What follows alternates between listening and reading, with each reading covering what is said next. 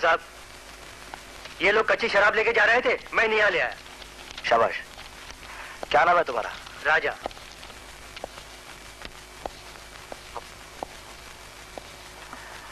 तुम लोगों की हाथ भट्टी कहाँ है? ये तो मालिक ही जाने, हम तो इधर का माल उधर, उधर का माल इधर पहुंचाते हैं। तो तुम अपने मालिक का नाम बता दो, हम तुम्हें छोड़ देंगे। मालिक यानी ऊपर वाला, जो तुम्हारा भी मालिक और हमारा भी। हम मुर्दों की जबान भी खुलवा सकते हैं, कानून अपने हाथ में लेके। कुछ ढीली हुई जबान? आपने घुटने पे मारा, उसका असर जबान पे कैसे होगा? आप मुर्दे की जबान खुलवा सकते हैं, मगर हमारे मालिक का हुक्म है मरने के बाद भी जबान मत खोलना। अच्छा हाँ। मैं तुम्हें आखिरी मौका देता हूँ।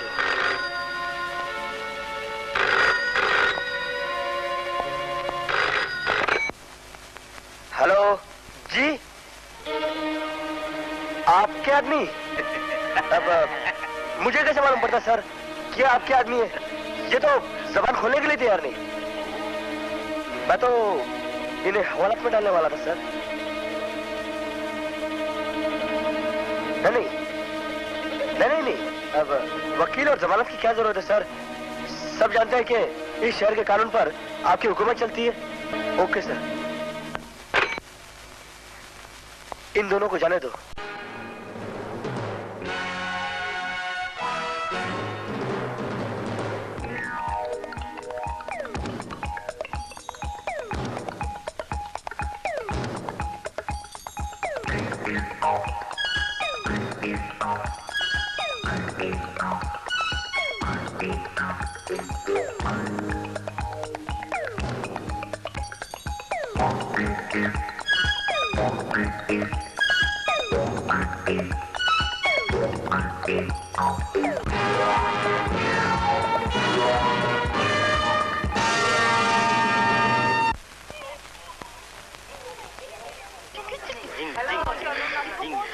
गोविंद! राधा जी, आपके गोविंद जी तो लाइब्रेरी में है। Thank you.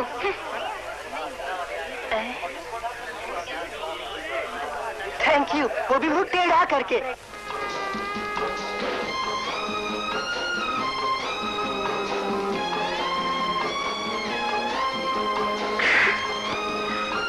सुनो, वो तुम जो कहना चाहती हो मैं पहले से ही बोल दूं?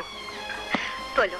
यही कि आईपीएस एग्जाम में फर्स्ट आ गए, सीधे डीएसपी बनने का अपॉइंटमेंट लेटर भी मिल गया। अब किताबें पढ़ने की क्या जरूरत है? करेक्ट। लेकिन मैडम, एक अच्छी किताब यहाँ मिल गई कि सीनियर पुलिस ऑफिसर्स कहाँ तक कानून अपने हाथ में ले सकते हैं। ये किताब मैं तुम्हें प्रेजेंट कर दूंगी जब तुम ऑफिसर बनकर वर्दी पहन लोगे तब। अब चलो, क्लब में सभी तुम्हें बधाई देने की राह देख रहे हैं। यानी ये खबर तुमने चारों तरफ फैला दी? ये तो मेरा फर्ज था। राधा का गोविंद इतना बड़ा आदमी बनने वाला है और किसी को मालूम ना हो। राधे राधे, आदाब अर्ज है। हुजूर, लाइब्रेरी सिर्फ किताबें पढ़ने के लिए होती है। हम दोनों किताबें पढ़े थे। हाँ मगर नहीं। हाँ। वो कहाँ छपती है? वो कहाँ? दिल के छापे खाने में। कामयाबी की मुबारकबाद। अरे, गोविंद जी को तो हार पहनाया और राधा जी को भूल ही गए। फिर कभी ऐसा मजाक किया तो ठीक नहीं होगा। यार, तुम तो अभी से पुलिस ऑफिसर जैसी बातें करने लगे। वर्दी पहने तक तो हमारे मजाक का वारंट मत निकालो। खामोश बदतमीज। अबे अगर वर्दी पहन ली होती तो तुझे रोड रोमियो एक्ट में गिरफ्तार करके हवालात में नहीं पहुंचा देता। अरे बाप रे।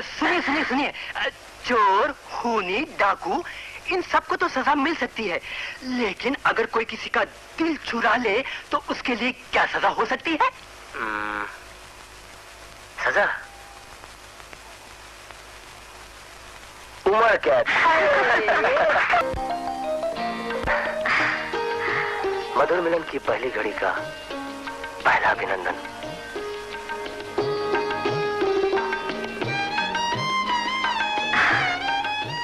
राधा शर्मा रही है गोविंद। याद है हमारी पहली मुलाकात कहाँ हुई थी? द्वापर युग में। तुम तो उस गोविंद से लाख दर्जा अच्छे हो। ये क्या कह रही हो बालाजी? क्योंकि तुम सच्चे मन से सिर्फ एक राधा को चाहते हो। न जाने वो कितनी गोपियों के साथ रासलीला किया करते थे। ये आवाज कहाँ से आ रही है? आवाज? हाँ, कुछ आवाज नहीं ना, धक धक धक। मुझे तो कुछ नहीं सुनाई दिया। तुम्हें कैसे सुनाई देगा? तुम्हारा तो दिल धड़क रहा है था? और बड़ी जोर से धड़क रहा है। धक धक धक धक धक। लगता है शर्माने के साथ साथ घबरा भी रही हो। सुहाग रात को हर लड़की की यही हालत होती है। अच्छा, फिर वो ठीक कब होती है?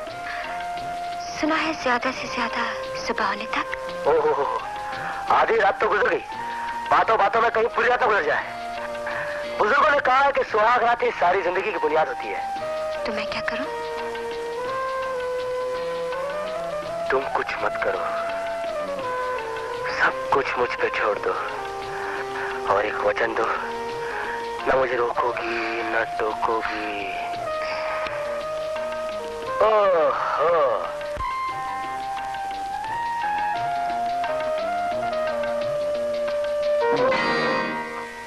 ये क्या किया तुमने? ये क्यों लाए थे तुम? देखो राधा, मैं पहले नौकरी में सेटल होना चाहता हूँ।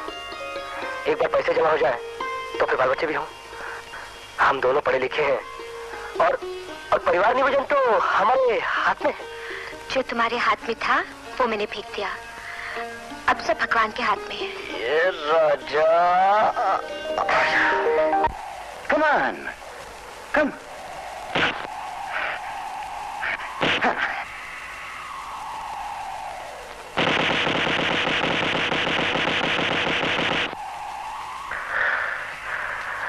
Sorry sir. शाबाश गोविंद, वेल डन। आज तक कितने ऑफिसर्स को ट्रेन किया, लेकिन किसी ने मेरी आंख काली नहीं की। तुमने मेरा मुंह काला कर दिया। Thank you sir.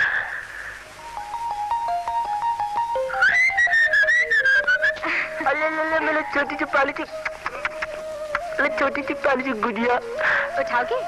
नहीं, मुझे डर लगता है। बेटी के होते ही वाइफ का नंबर दूसरा हो गया। My dear wife, you are a crook. मैंने कितनी सावधानी बरती, फिर भी तुमने इस महालक्ष्मी को जन्म दे ही दिया।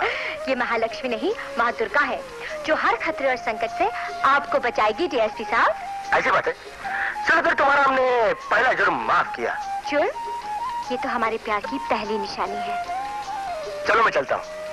एक प्यार तो देते जाओ। अभी नहीं, क्योंकि इस वक्त मैं ड्यूटी पर हूँ। अरे मैंने सुना मेरा ट्रांसफर होने वाला है। इतनी जल्दी? अरे इसीलिए दिन रात काम करते हैं। सारे सीनियर ऑफिसर्स मेरे काम से बहुत खुश हैं। अच्छा ये तो आज की दूसरी खुशखबरी है।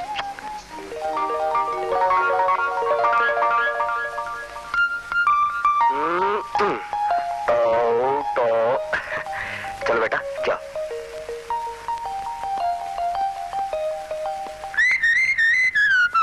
एक घर बहुत अच्छा है। तुम भी बहुत अच्छी हो। अरे भाई, हमारे साथ रहने का यही तो मजा है। हर साल नया शहर, हर साल नया घर।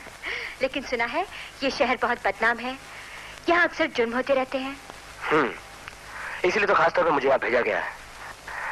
भाई, भगवान से प्रार्थना करो कि तुम्हारे पति को अपनी ड्यूटी निभाने में सफलता मिले। My best wishes are always with you.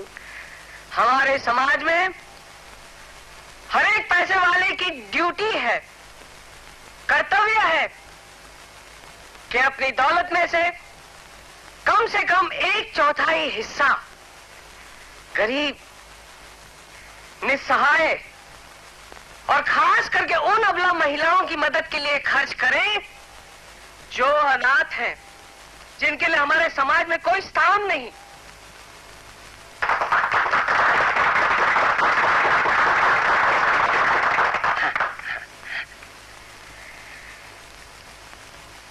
ऐसी महिलाओं को हमें अपनी बहन, बेटी और मां समझना चाहिए। और इसी इरादे से मैंने जगह जगह अनाथ महिला आश्रम बनवाए हैं। इन्हें आप अपना घर समझकर एक परिवार की तरह साथ रहिएगा। बस इन्हीं शब्दों के साथ मैं इस अनाथ महिला आश्रम के उद्घाटन समारोह को समाप्त करता हूं।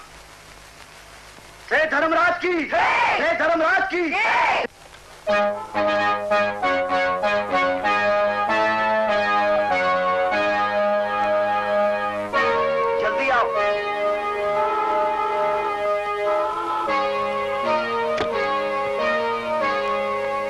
नमस्ते सेठ जी। नमस्ते सेठ जी। नमस्ते। नमस्ते सेठ। ये लोग वही दीन दुखी मुसीबत के मारे, इन्हें मदद चाहिए। जो आए उसकी फौरन मदद की जाए। यही धर्मराज का धर्म और कर्म है। तुम हमारे सेक्रेटरी हो, जिसकी जो मदद करनी हो करो, तुम्हें पूरी छूट है। जी अच्छा। नमस्ते। आइए।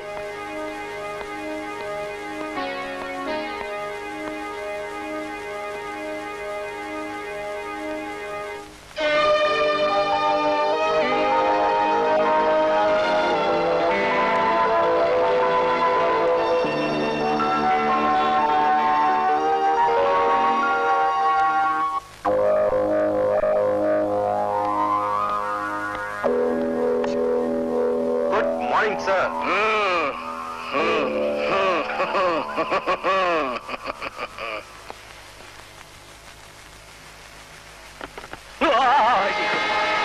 काली, तुम यहाँ, तुम्हें अंदर किसने आने दिया? आपके गुलाम काली को कौन रोक सकता साहब? आपने जो काम दिया था क्या हुआ उसका? वही करके आ रहा हूँ। शाबाश काली। वो हरामजादा अपने आप को हमारे बराबर का समझ रहा था। ये लो। जब जरूरत पड़े बुला लीजिएगा।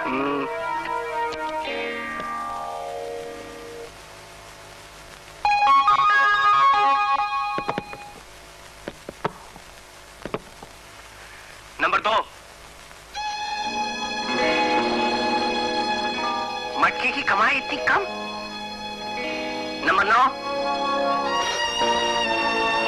तुम्हारा ब्रीफकेस भी आधे से कम। अपनी स्कॉच विस्की में मिलावट करने लगे हो क्या? हमारी जुए और देवियों की कमाई कभी कम नहीं हो सकती। ये ब्रीफकेस हमेशा भरा रहता है। नंबर 16,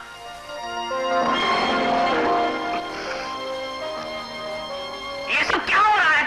तुम लोगों के होते हुए इस शहर के लोग इतने सुधर कैसे गए? लक्ष्मी अगर नहीं आएगी तो हम समाज कल्याण कैसे करेंगे? सेठ जी, इसमें सारा कसूर नए डीएसपी का है। डीएसपी? अरे कौन सा डीएसपी? कहाँ का डीएसपी? कब आया? क्यों आया?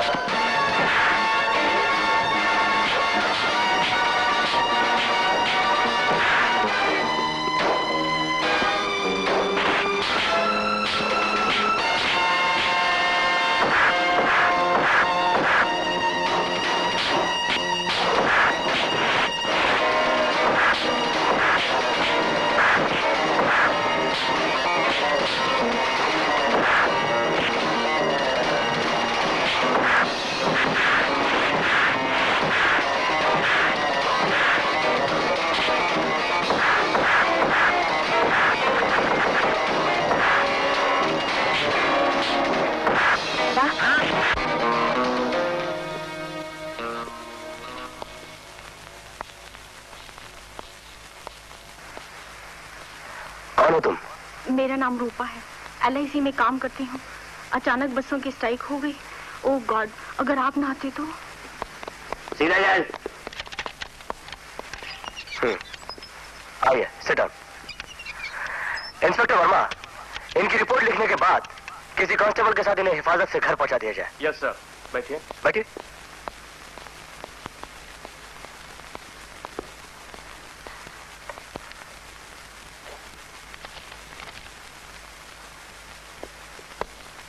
हाँ? सर, ये कमिश्नर साहब ने भेजा है।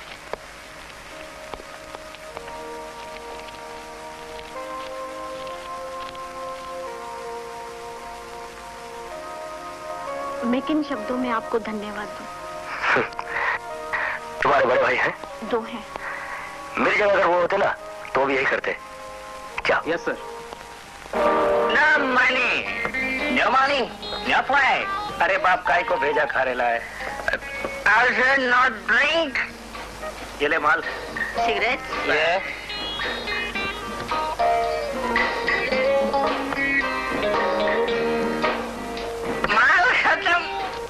माल खत्म तो खेल भी खत्म।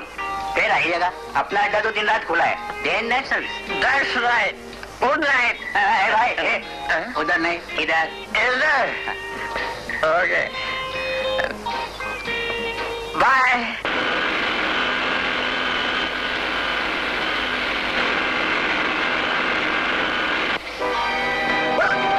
चलो जाइए, मोबाइल उठाइए। चलो।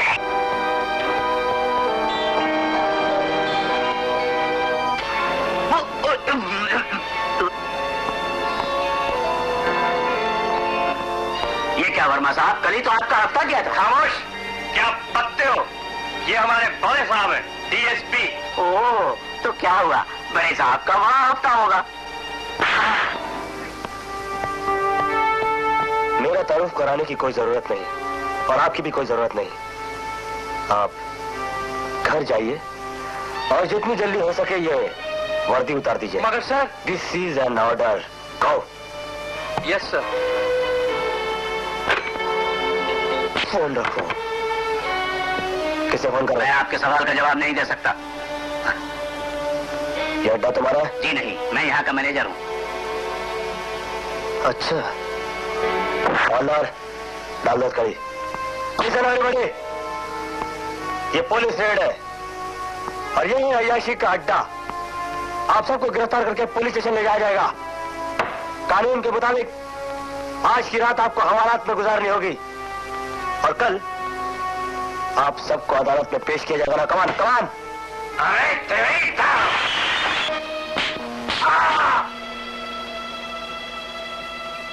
मैं यहाँ पे अपनी ड्यूटी कर रहा हूँ, जिसमें दखल देने वाले के साथ सख्ती करने का मुझे कानूनी तौर पे हक है। मैं नहीं चाहता कि किसी को खामखा मारा या पीटा जाए। ये तभी हो सकता है जब आप लोग खामोशी के साथ मेरे साथ पुलिस स्टेशन चले।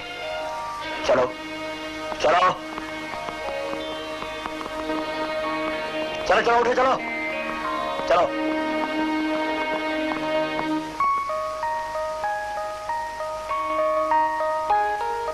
भगवान की अगरबत्ती में चरस और गांजे की बदबू।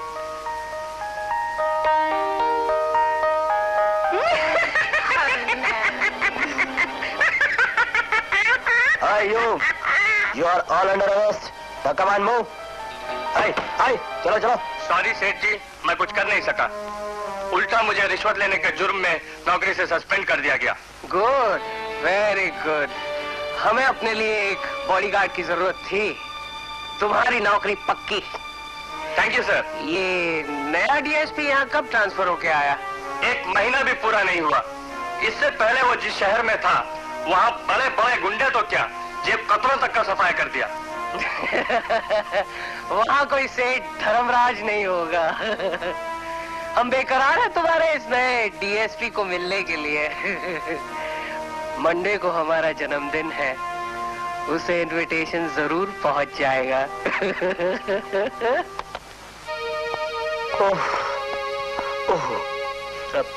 इंस्पेक्टर साहब, आप झूठ बोलना जुर्म है और हम किसी मुजरिम को माफ नहीं करते।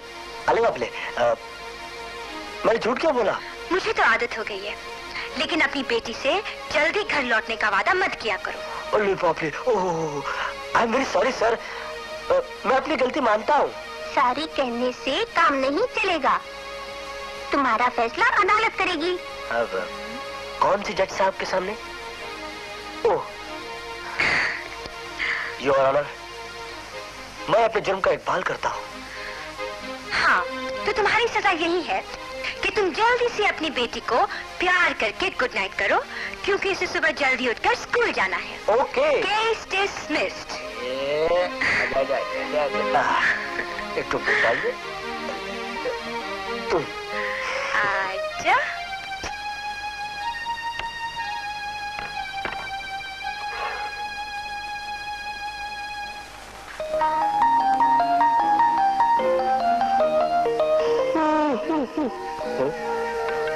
बेशरम।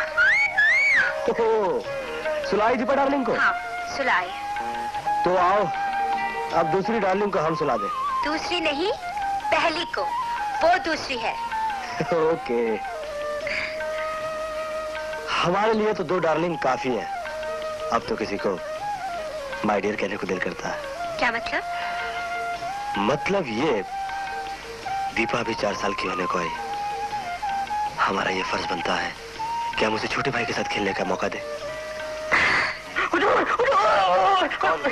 कपड़े ले आ, चाचा की मेम साहब से पैसे ले ले। अरे पैसे तो मारो बोलिए हुजूर, आप मुझे हथकड़ी लगा के मुझे हवाला पे बंद कर दीजिए, लेकिन उस चुड़ैल से बचा लीजिए मुझे। किससे? अरे वो जो हाथ धो के मेरे पीछे पड़ी है, मैंने ज्योतिषी महाराज को अपना हाथ दिखा दिया हुजूर। वो कहने लगे कि एक चुड़ैल सुंदर कन्या का रूप धारण करके तुम्हारे पीछे पड़ी है, तुमसे शादी करना चाहती है, लेकिन तुमने जैसी उसे शादी की तुम वैसे ही मरे। मैं मौत से नहीं डरता हुजूर, लेकिन आपके गुस्से से मुझे बहुत डर लग रहा है। चुप। चुड़ैल ज्योतिषी क्या बकवास कर रहा है? हुजूर, पूरी बात तो सुन लीजिए हुजूर। पिछले 60 साल से मैं इस घर का धोबी हूँ। 60 साल से? तुम्हारी उम्र कितनी है? मेरी उम्र तो 25-26 साल की है हुजूर, लेकिन मुझसे पहले मेरा बाप यहाँ नौकर था, उसके पहले उसका बाप यहाँ नौकर था, लेकिन हुजूर आज तक किसी से गलती नहीं हुई जो मुझे माफ कर दीजिए हुजूर, मुझे माफ कर दीजिए। स्त्री गर्म हो चुकी थी, मेरे हाथ में थी। अचानक उस चुड़ैल ने पीछे से आकर एक हाथ मेरे गले में डाल दिया और दूसरा हाथ मुझे दिखाकर बोली ये तुम मेरे गले में डाल दो, बस हो गई शादी। हुजूर, मैं डर के मारे हाथ तोड़ के काम छोड़ के ऐसा भागा कि आपकी बदलू खराब हो गई। तूने मेरी पैंट पहनी हुई थी? नहीं हुजूर, मेरी स्त्री आपकी पैंट के ऊपर रह गई। तेरी स्त्री? अच्छा, तो तेरी शादी हो चुकी है? अब मैं आपको कैसे समझाऊं? मैं समझ गया, तू कोई नशा करके आया। नशा? राम राम हुजूर, मैंने तो आज तक सीधी सादी बीड़ी भी नहीं पी। तो फिर तू पागल हो गया? पागल तो आप होने वाले हैं गुस्से के मारे। क्या? मैं एक मिनट में आपको दिखाता हूँ। देखिए साहब, मैं आपको दिखाता हूँ, मेरा कोई कसूर नहीं है। देखिए आपकी पैंट का इंडिया गेट हो गया। तूने मेरी वर्दी की पैंट का सत्यानाश कर दिया।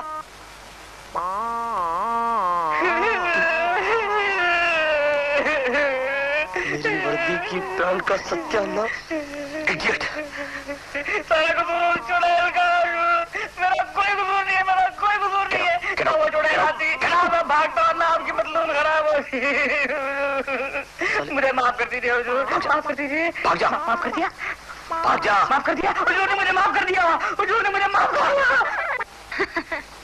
सुबह सुबह इतना गुस्सा? ये मत पूछना कि क्यों, वरना जो मेरे पागल होने में थोड़ी बहुत कसर रह गई है वो भी पूरी हो जाएगी। साहब, जीप स्टार्ट नहीं हो रही, मैकेनिक को बुलाना पड़ेगा। मोटरसाइकिल तो ठीक है? जी साहब। तो साइकिल ले आओ। जी साहब। और तेज चलाओ पापा, बड़ा मजा आ रहा है।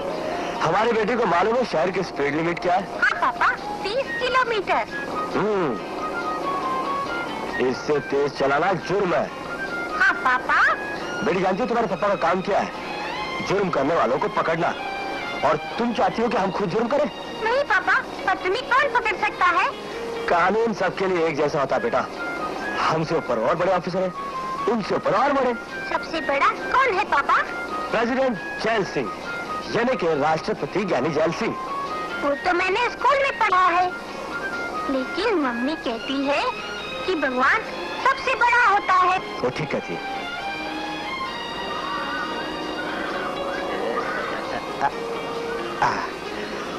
उतरिए मैम साहब, आपका स्कूल आ गया। सुनो, शाम को छुट्टी होने पे मम्मी आके ले जाएंगी। अच्छा। ओके? Bye, see you.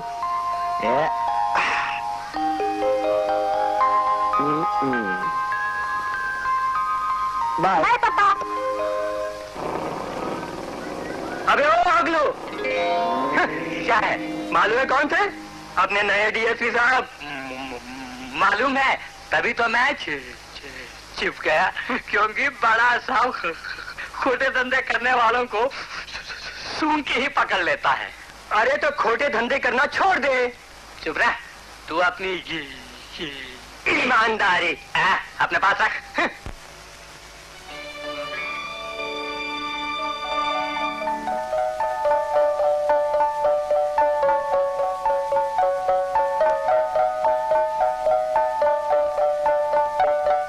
हमें ये चाहिए जी।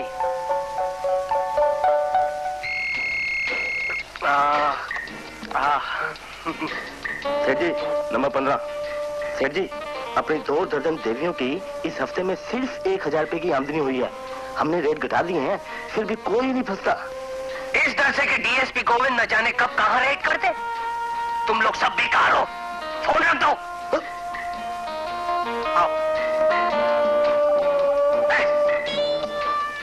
वंडरफुल। ये बेडरूम किसका है?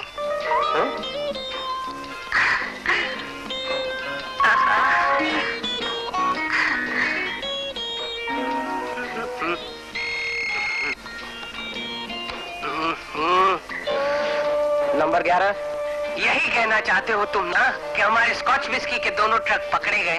गोदाम में माल भरा पड़ा है मगर शहर से बाहर नहीं जा सकता, इसलिए क्योंकि हर चेक नाके पे पुलिस का सख्त बंदोबस्त है। और कुछ get lost। Operator, nobody should disturb me।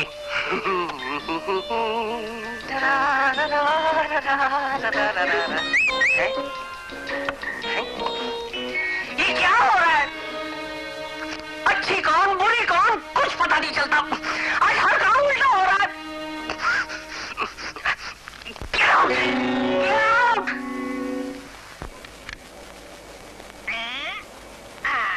Number note कर लिया जे। लाइसेंस दिखाओ। क्या? नो पार्किंग का बोर्ड देखा नहीं जे? देखा, तभी तो यहाँ पार्क किया फटाफट। क्योंकि यहाँ से मेरा स्कूटर चोरी हो ही नहीं सकता, वो भी आपके होते हुए। हम तुमको नहीं छोड़ेंगे। नया डीएसपी साहब बहुत कड़क है जी। इतनी लंबी चौड़ी सड़क है, आप इधर देखते ही क्यों हैं? मैं इंटरनेशनल प्रेस रिपोर्टर हूँ। वो सामने के बिल्डिंग में मेरा ऑफिस है। बस यूं फटाफट गया और आइए अभी तक लाइसेंस नहीं दिखाया ना। लाइसेंस तो घर पे है, ये भी गवर्नमेंट का है, हर जगह चलता है। अयो, रिश्वत को हाथ लगाना मना है जे। तो हाथ मत लगाइए, कौन हाथ लगाने को बोलता है? जाओ। नया आइडिया। हम तो रिश्वत को हाथ नहीं लगाया, ये अखबार वाला बड़ा बेचे वाला होता है जे।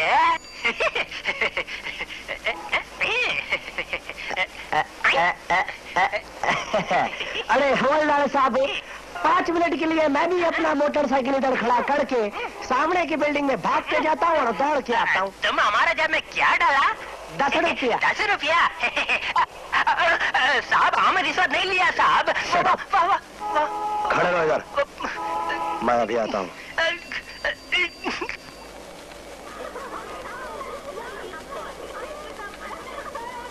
बहन जी, आप खामखा धूप में सट्टा पा रही हैं। हाउसफुल का बोर्ड नहीं देखा? वो देखिए, टिकट की खिड़की भी बंद हो गई। लेकिन मेरा ये शो देखना जरूरी है। मैं संध्या काल की प्रेस रिपोर्टर हूँ। शायद किसी के पास एक्स्ट्रा टिकट मिल जाए।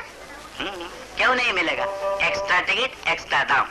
हम आपकी सेवा के लिए हैं। सिर्फ 5 टिकट बचे हैं। 6 रुपए की जगह 18 रुपए। तिगना भाव। इसी धंधे से तो हमारी दाल रोटी चलती है बहन जी। अच्छा लो। आइए।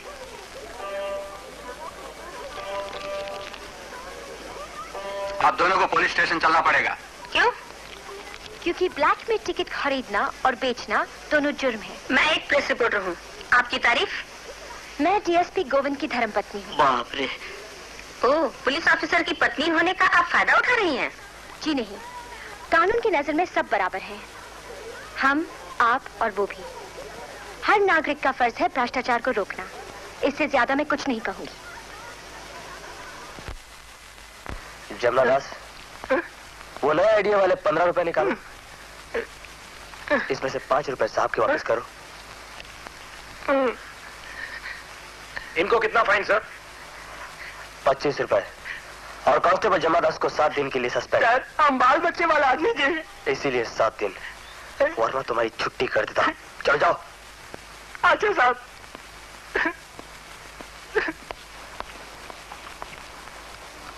ये 2 घड़ियां किस लिए पहनते हो? ये इंडियन टाइम है, ये इंटरनेशनल टाइम है। मैं इंटरनेशनल प्रेस रिपोर्टर हूं सर। बैठिए। आपकी सख्ती के बारे में बहुत सुना था। आज 25 रुपए देकर सबूत भी मिल गया। मैं अपने अखबार में आपकी तारीफ छापूंगा। उससे बेहतर होगा कि एक पढ़े लिखे रिपोर्टर होकर पुलिस को रिश्वत देने के बजाय कानून की मदद करें।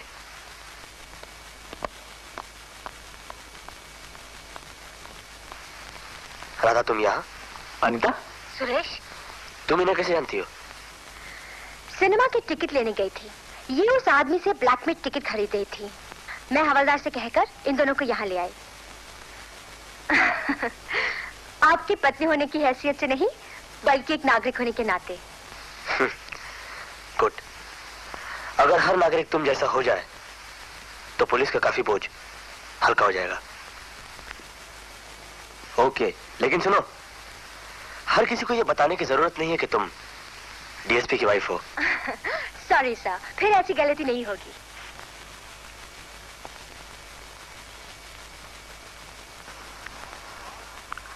वाह वाह वाह वाह, मेरे आर्टिकल में आपकी वाइफ की भी तारीफ छपेगी। सर, इन दोनों को छोकरे को हवालात में डाल दो और मैडम को सेम फाइन 25 रुपए दीजिए।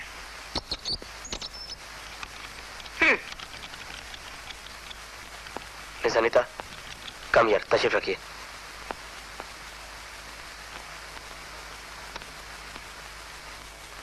आप दोनों को जो फाइन पे करना पड़ा, सिर्फ इसलिए कि आज के बाद आपको हमेशा याद रहे कि न्यूज मीडिया, जिसमें अखबार वाले भी शामिल हैं, हम सबका एक ही फर्ज है, पुलिस को रिश्वत देने या ब्लैक में टिकट खरीदने के बजाय आप लोगों को कानून की मदद करनी चाहिए। मेरा अब तक का ये तजुर्बा है कि जुर्म और मुजरिमों के बारे में अखबार वालों को पुलिस से ज्यादा जानकारी होती है। इसलिए आप क्या जानना चाहते हैं? यही कि इस शहर के क्राइम और पनिशमेंट में जमीन आसमान का फर्क है। वाई? क्यों? क्योंकि यहाँ उसका कानून चलता है जिसने सरकारी कानून को अपनी मुट्ठी में कैद कर रखा है। कौन है वो? आप अभी तक नहीं जानते? सेठ जिसको मुजरिम ठहराना आत्महत्या करने के बराबर है। फिर भी आपने हमें बहुत सस्ते में छोड़ दिया, इसलिए।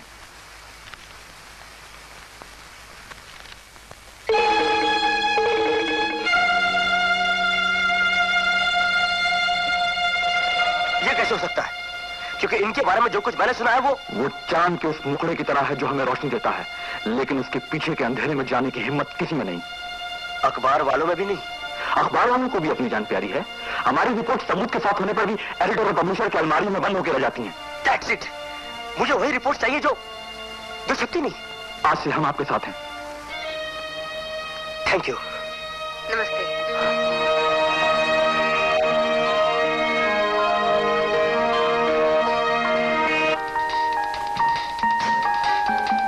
सेठ जी, श्री भाव सागर शर्मा, समाज कल्याण मंत्री। अच्छा अच्छा, तो आप हैं समाज कल्याण मंत्री जी। लीजिए साहब, मेरे भाई साहब, आप तो हमारे बड़े भाई हैं। आप समाज कल्याण मंत्री हैं तो हम साहब संतरी हैं। भाव सागर से हमारी जीवन नैया आपकी सहायता के बिना कैसे पार लग सकती है? आप चिंता मत कीजिए, जब तक हम हैं आपकी नैया को बड़े से बड़े तूफान में भी डोलने नहीं देंगे। धन्यवाद, बहुत बहुत धन्यवाद। जाइए जाइए, स्वर्ग का आनंद उठाइए। सेठ जी, डीएसपी गोविंद, इस रिवॉल्वर का लाइसेंस दिखा सकते हो?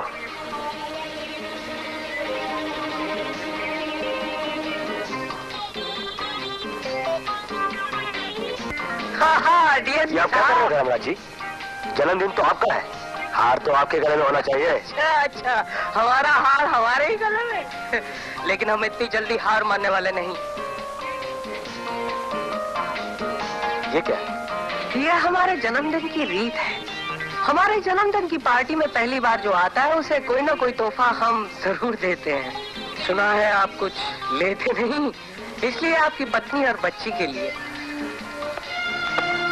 माफ कीजिएगा, मेरी पत्नी और मेरी बेटी भी रिश्वत नहीं लेते। आप तो सिर्फ डीएसपी हैं, आपसे बड़े और ऊंचे ओहदों वालों ने भी कभी हमारे तोहफों को रिश्वत कहने की हिम्मत नहीं की। पांचों उंगलियां एक बराबर नहीं होती धर्मराज। सेठ धर्मराज, लोग हमें सेठ धर्मराज के नाम से पुकारते हैं। हाँ, वो लोग जो आपके इशारों पर नाचते हैं, आपके दान धर्म के साए में पलते हैं बेचारे। डीएसपी साहब, आप हमें हमारे जन्मदिन पर बधाई देने आए हैं या हमारा अपमान करने आए हैं? बधाई हो धर्मराज जी, बहुत बहुत बधाई हो। सिर्फ इसी जन्मदिन की नहीं, बल्कि आने वाले जन्मदिन की भी। भाई भगवान करे तब तक आप सही सलामत रहे। मतलब?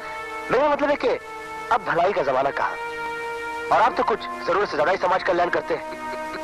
आप जैसे बड़े लोगों के जितने दोस्त होते हैं उतने ही दुश्मन भी होते हैं। जरा सावधान रहना धर्मराज। ओह, सेठ धर्मराज, नमस्ते।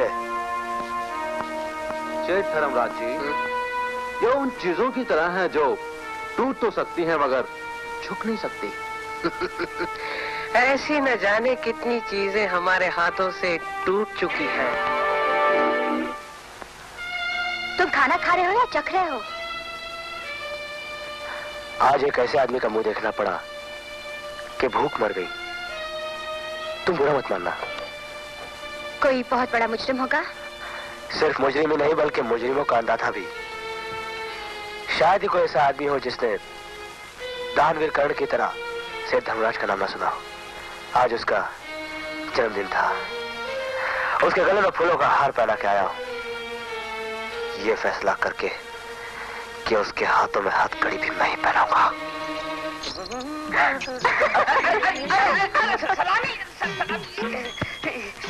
अरे जाता कहाँ है मोरे सैया? अरे छोड़ मेरे भैया। हाय मेरे गुल्लू, मैं पढ़ू तोरे पैया। ये देखिए देख, भगवान की भी यही इच्छा है। तेरे कुर्ते में निपटी मेरी चोली, तेरे कुर्ते में तेरा दिल और चोली में मेरा। अब बोल तू कैसे नहीं होगा मेरा? किस दिन में हुआ तेरा? मुझे यमराज के दूतों ने घेरा। मैं तेरे हाथ जोड़ता हूँ, तेरे पाँव पड़ता हूँ चुड़ैल। मुझे जिंदा रहने दे, छोड़ दे पीछे मेरा। देख गुल्लू, अब तूने मुझे चुड़ैल कहा ना, तो मैं अपनी जान दे दूंगी और असली चुड़ैल बनकर तुझे अच्छा दूंगी। अरे तो क्या अभी तू नकली चुड़ैल है? देख गुल्लू, मेरा नाम है सलामी धोबन। लुच्चे लफंगे तक मुझे करते हैं सलाम, मेरी रूह पर जवानी पे मरते हैं। अरे तो फिर मेरा पीछा छोड़ना, उनके पीछे लग जा जाकर। गुल्लू तू है उल्लू। देख, तेरे भी माँ बाप नहीं और मेरे भी नहीं, इससे अच्छी जोड़ी हो ही नहीं सकती। मुझे तेरे सिवा कोई भाता नहीं और तू मेरी बाहों में आता नहीं। अपनी जवानी के साथ साथ मेरी भी अछूती जवानी को बर्बाद कर रहा है। चल चल, ठीक है। वैसे भी एक दिन तो मरना ही है। तू फैला अपनी बाहें, मैं अभी तेरी बाहों में समा जाता। सच बोले राजा? भाग्य साथ। रिक्शा वाला रुको। बाजार गेट पहुंचना है फौरन।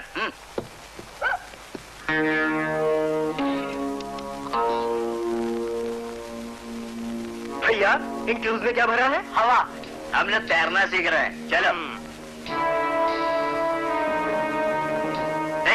इधर किधर जाता है? Swimming pool. यू फूल, हम तुमको बाजार गेट चलने को बोला और तुम इधर जाता है। उधर कोई स्विमिंग पूल नहीं और मैं कोई फूल नहीं। तुम्हारी ट्यूब में हवा है, इसलिए सही जगह ले जा रहा हूँ। हवा लाद, बस बाहर निकले के पुलिस स्टेशन। Police station?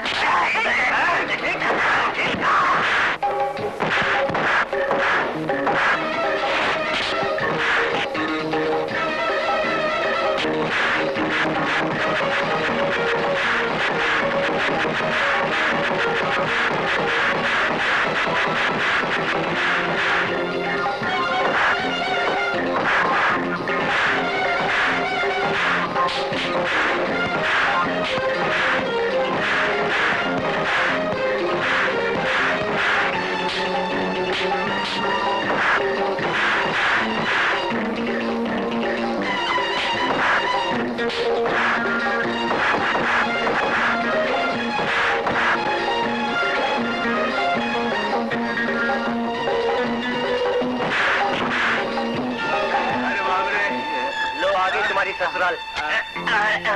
चलो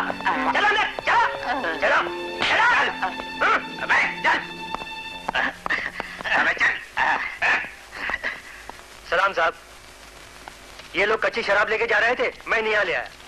शाबाश। क्या नाम है तुम्हारा? राजा।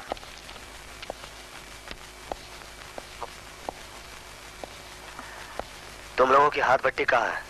ये तो मालिक ही जाने, हम तो इधर का माल उधर, उधर का माल इधर पहुंचाते हैं।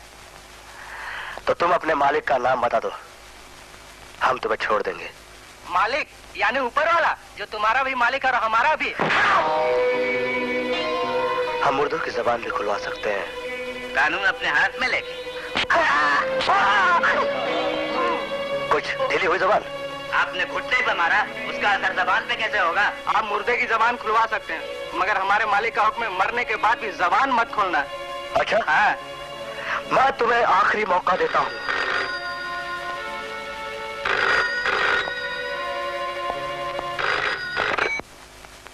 हेलो। खाने के लिए घर आ रहे हो?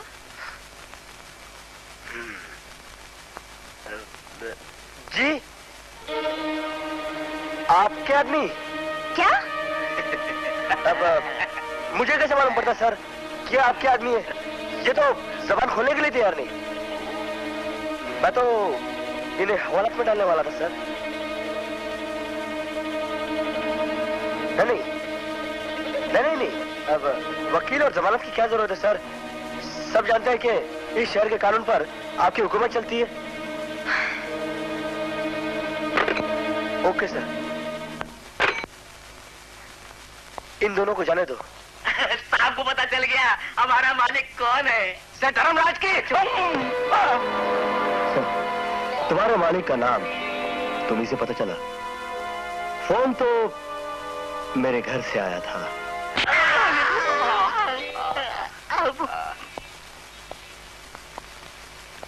शाबाश, तुम में हिम्मत भी है और ताकत भी। ये लो। No thank you sir, I have only done my duty as a law abiding citizen of India. अरे तुम पढ़े लिखे हो? Post graduate sir. अचानक माँ बाप चल बसे, आगे मैं पढ़ नहीं सका।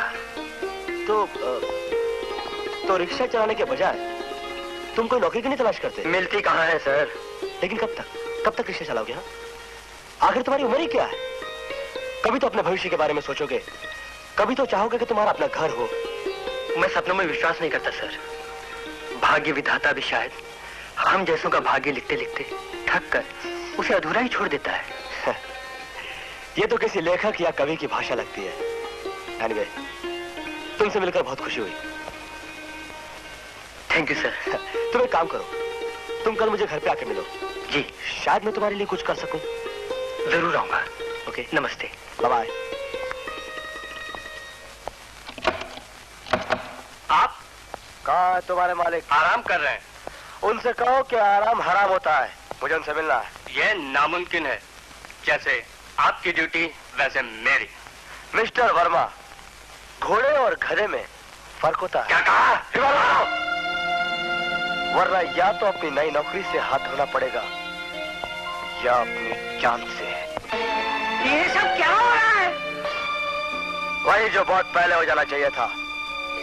आज मैंने 2 आदमियों को हाथ भट्टी की शराब ले जाते हुए पकड़ा है, जिनमें से एक ने यह कबूल किया है कि उसके मालिक सेठ धर्मराज है।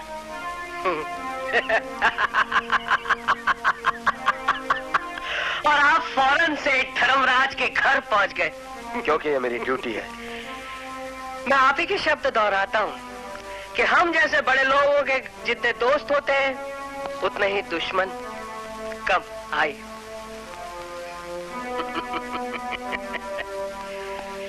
ये देखिए, ये हमारा बार है। दुनिया भर की कीमती से कीमती शराब यहाँ मौजूद है। Care to have a small one? जी नहीं, मैं शराब नहीं पीता। वो क्या है कि दुनिया भर के लोग हमें मिलने आते हैं, उनकी खातिर तो हमें करनी ही पड़ती है, वरना हमारे तो सिर्फ 3 ड्रिंक्स है। पहला ठंडा पानी, दूसरा गरम दूध, और बात हुआ तो लस्सी, वो भी मीठी। I see. You see like a blind man. वरना आप हाथ भट्टे की शराब के साथ मेरा नाम लेने की बेवकूफी नहीं करते। Hey, mister Dharmraj. सेठ Dharmraj, understand? Just get out of my house, और आज के बाद किसी लुच्चे लफंगे की बात में आकर मेरे घर आने के बजाय आप अपने किसी सीनियर ऑफिसर के पास जाइएगा, वरना आप कहीं के नहीं रहेंगे। हेलो गोविंद, बैठो। Thank you sir. सर, मुझे एक अरेस्ट वारंट इशू करने के लिए आपकी इजाजत चाहिए। किसे गिरफ्तार करना है? सेठ धर्मराज। तुम्हारा दिमाग तो ठीक है? Yes sir. कल रात मैंने 2 बदमाशों को कच्ची शराब लगाते हुए पकड़ा, जिनमें से एक ये बोल गया कि उसके मालिक सेठ धर्मराज हैं। आप हंस रहे सर? तुम्हारी नादानी पर, जो अक्सर ड्यूटी की खातिर जान तक खतरे में डालने को तैयार यंग आईपीएस ऑफिसर कर बैठते हैं। सर, मैं शहर के लिए नया जरूर हूँ, लेकिन अब तक जो जानकारी मैंने उस आदमी के बारे में हासिल की है उससे कहीं ज्यादा पुलिस की सीक्रेट फाइल्स में रिकॉर्डेड है। फिर भी उसके खिलाफ हम लोग कुछ नहीं कर सकते? ड्यूटी ज्वाइन करने से पहले हमें जो कसम दिलाई जाती है कि भले ही वो कितना बड़ा आदमी हो, अगर वो गैर कानूनी काम करता है तो वो मुजरिम है, उसे सजा मिलनी चाहिए। बिल्कुल सही है, मगर कसम खाने और उसे निभाने के बीच में कई दीवारें आड़े आती हैं। किस देश में माफी जैसे गिरोह और उनके बादशाह नहीं है? सेठ धर्मराज उसी लेवल का आदमी है। कानून से भी बढ़कर? हाँ, क्योंकि कानून बनाने वाले खुद उनकी मुट्ठी में कैद हैं। हम तो सिर्फ कानून के नौकर हैं।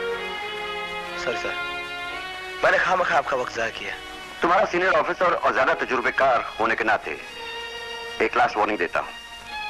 जल्दबाजी में अगर धर्मराज से टक्कर देने की कोशिश की, तुमने अब तक जो नाम कमाया है हाथ में मिल जाएगा, साथ में तुम भी। मैं याद रखूंगा सर।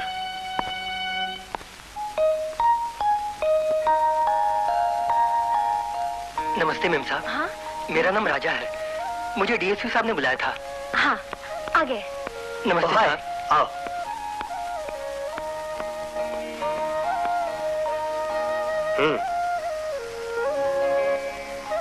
बैठो। मैं एक मामूली रिक्शा वाला। प्रजातंत्र देश में छोटे बड़े का कोई भेदभाव नहीं होता है। आज का रिक्शा वाला कल प्रधानमंत्री भी बन सकता है। बैठो बैठो। राजा, ये हमारी बेटी दीपा। नमस्ते। अरे बाप रे, आज से इसे स्कूल ले जाने और लाने की जिम्मेदारी तुम पर। 150 रुपए महीना। और अगर तुम गुलामी ना समझो तो रोज शाम को दीपा की ट्यूशन, उसके 250 अलग। सर, आप जमीन की धूल को आसमान के बादलों तक पहुंचाना चाहते हैं? राजा, तुम पढ़े लिखे आदमी हो, तुम्हें मालूम होना चाहिए कि आसमान के बादल भी जमीन की धूल से ही पैदा होते हैं। चलो बेटे, चलो राजा अंकल के पास। चलो राजा अंकल। अंकल? अरे, इसमें रोने की क्या बात है?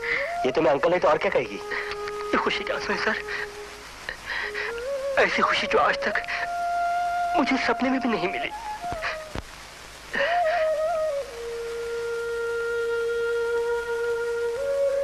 कितना भला आदमी है। आदमी नहीं, फरिश्ता कहो, जो कि लाखों में एक होता है।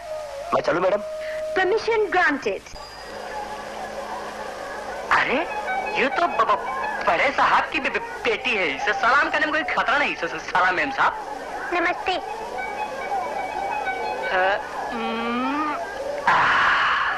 ये कौन है राजा अंकल? ये भी मेरी तरह रिक्शा चलाता है। तुम्हें लेने के लिए कितने बजे आऊं? ठीक, 4 बजे। अच्छा बेबी, टाटा। टाटा। क्यों बे राजा, क्या चक्कर चला है तुमने? मैंने नहीं, मेरी तकदीर ने। आज मुझे जो आदर सम्मान मिला वो तुझ जैसों के नसीब में नहीं। आदर सम्मान? अपने को तो सिर्फ माल से ही मतलब है। माल है तो कमाल है। लानत है तुझ पर। मैं चला साला। कोई नई ताजा खबर? No sir. वायरलेस रूम से भी नहीं? जी नहीं। तो फिर आज की ड्यूटी खत्म। हेलो, यस, आप कौन? मैं प्रेस रिपोर्टर सूरज बोल रहा हूँ। ओह, आपके लिए फोन सुरेश अखबार वाला। फोन? हेलो, हाँ सुरेश। Good evening sir. आपने जो सबक सिखाया था कि प्रेस वालों को कानून का साथ देना चाहिए, तो तुम भूले नहीं अभी तक? आगे बोलो। एक शर्त है कि कानून को भी प्रेस वालों का साथ देना चाहिए। मैं कुछ फोटोग्राफ लेना चाहूंगा फटाफट। मुझे कोई एतराज नहीं, आपने होटल आराम का नाम सुना है? हाँ, जिसका उद्घाटन शहर के बहुत बड़े आदमी ने किया था, जिसका इस वक्त फोन पे नाम लेना ठीक नहीं है। एग्जैक्टली। मेरे पास सबूत है कि वो होटल दिन रात खुलेआम फटाफट अय्याशी का अड्डा है। ताज्जुब है आपको अभी तक पता नहीं? खैर, थैंक्स टू यू। तुम देखो अभी आधे घंटे में क्या से क्या होता है। बहुत मजा आया। आराम होटल आप लोगों की सेवा के लिए ही खोला गया है। First class. यहाँ बेधड़क किसी के भी साथ किसी वक्त भी आ सकते हैं। आपके यहाँ आने की हिम्मत कैसे हुई? इंस्पेक्टर खान, इन तीनों को गिरफ्तार Yes, करो sir. और कोई भी यहाँ से बाहर निकलने ना पाए। मैं ऊपर देखता हूँ, आओ।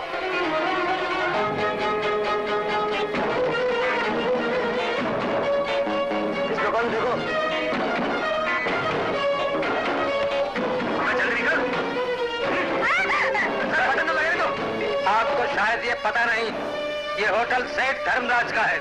ये पुलिस है मिस्टर। चलो चलो बाहर निकलो, चलो। छोड़ दीजिए साहब, वरना मेरी बीवी को पता चल गया तो मुझे जान से मार डालेगी। मारने दो, हम उसे भी कत्ल के जुर्म में गिरफ्तार कर लेंगे। चलो कपड़े पहनो, चलो चलो।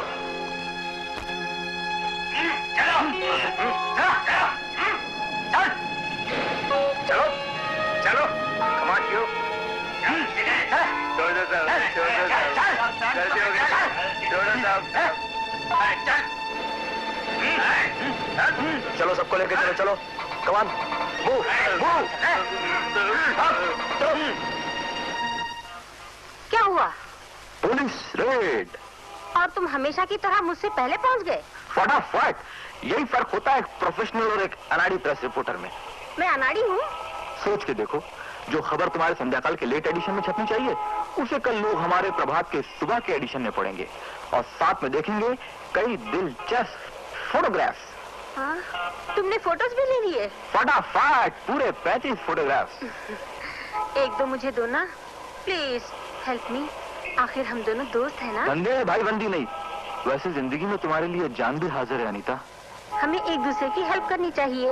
हम दोनों का एक ही प्रोफेशन है ना? मगर अखबार अलग अलग है। मैं चलता हूँ, मुझे फोटोग्राफ डेवलप करने हैं। ओके, इसके बाद मैं तुमसे कभी मदद नहीं मांगूंगी। एटलीस्ट ऑफिस तक लिफ्ट दे दो प्लीज। लिफ्ट देने के लिए मैं हमेशा तैयार रहता हूँ। बैठो फटाफट। कभी कभी दिल करता है कि तुम्हारी असिस्टेंट बन जाऊं। फटाफट, लेकिन नौकरी से हाथ धोना पड़ेगा। वैसे भी एडिटर मुझसे खुश नहीं है।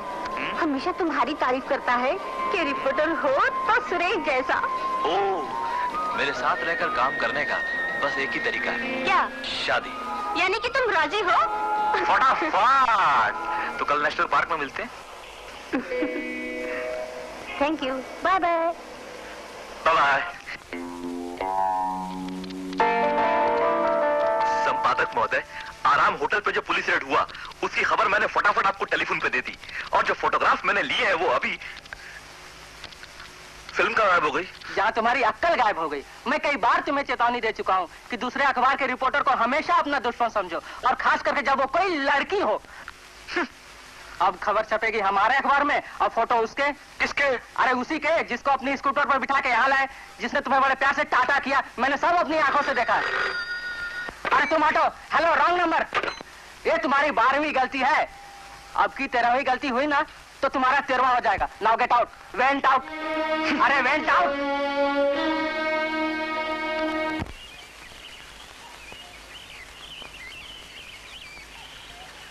ये तुम्हारी 12वीं गलती है। अब की 13वीं गलती हुई ना तो तुम्हारा 13वां हो जाएगा। Now get out. Went out. अरे वेंट आउट।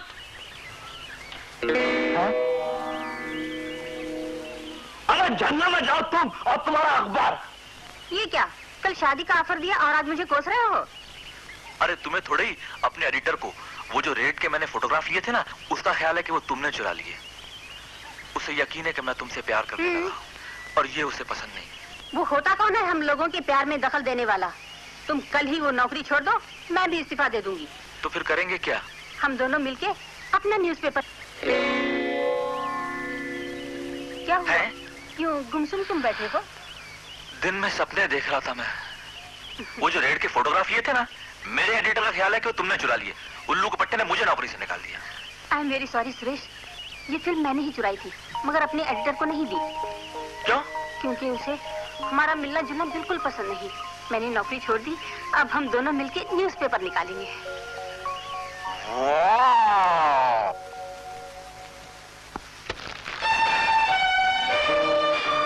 ये जानते हुए भी कि होटल आराम हमारा है, उसने वहां रेड करने की हिम्मत की। आज तक हमने उसे अपनी मनमानी करने दी, बस अब उसे सबक सिखाना जरूरी हो गया है। जीवा, काली को कांटेक्ट करो। सिर्फ इतना याद रहे कि वो डीएसपी को जान से न मारे। अरे भैया, तूने उस दिन जो मैनेजर को धमकी दी, उस साले ने मुझे नौकरी दे दी। Thank you.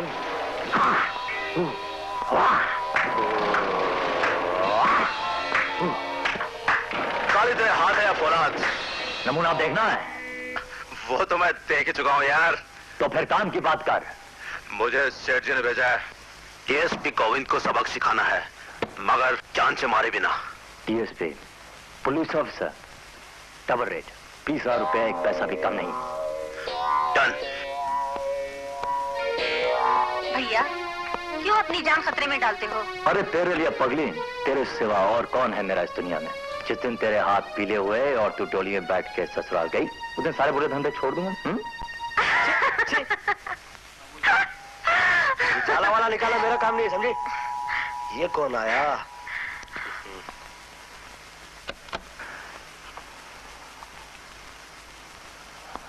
कौन हो तुम?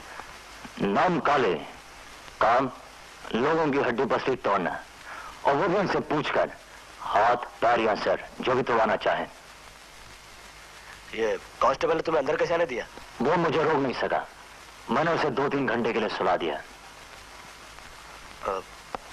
मुझसे कोई काम है? आपसे तो खास काम है हुजूर, बताइए क्या तोड़वाना चाहेंगे आप? 1 मिनट, 1 सेकंड। राधा, राधा मैं अभी आया। क्या है कि भीतर खामखा घर की चीजें टूटेंगी और तुम्हें तो सिर्फ मेरी हड्डियां तोड़नी है।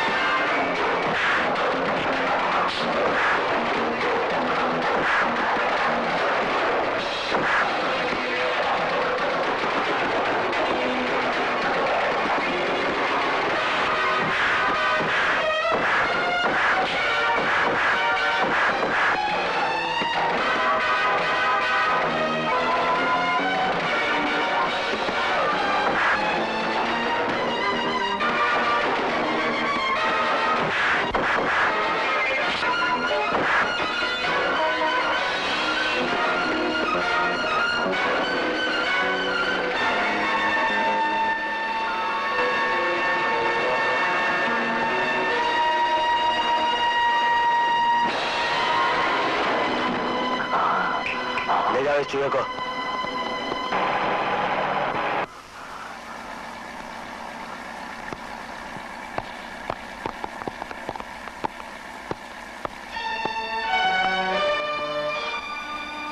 धर्मराज, ओ सॉरी, सेठ धर्मराज जी। क्या है? हाँ, आपने ये अपने कौन से भाई को भेजा था? अर्जुन, भीम, नकुल, सहदेव? हाँ, ये बेचारा तो 6 महीने के लिए अंदर हो गया। नॉनसेंस, मैं इस आदमी को जानता तक नहीं। मैं तो इधर से गुजर रहा था बस। वो भी इतने सही वक्त पर।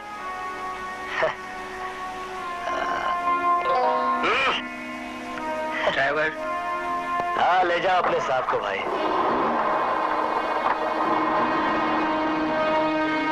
मैंने नहीं देखी। क्यों नहीं देखी? मैंने टिकट नहीं देखी। मैं तो चोरी आई हूँ, चुपके पैसे लेके। नई टिकट लगने वाली है, कुछ उसका नाम।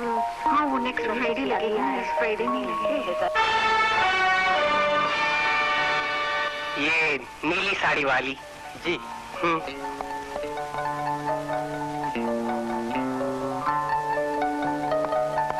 आइए।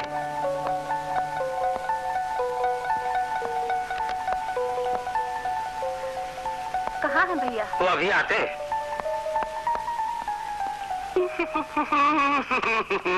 सर जी, जो लड़की आई वो तो काली की बहन है। अच्छा, वेरी गुड, वेरी गुड। वो साला हमारे 20,000 रुपए भी खा गया और मार खाकर 6 महीने के लिए जेल चला गया।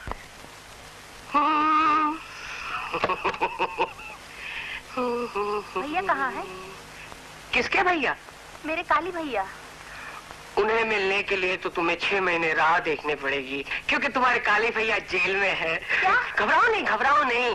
हमारे हर खास आदमी को जेल में घर से भी ज्यादा आराम मिलता है। अरे ये भी तो तुम्हारा घर है।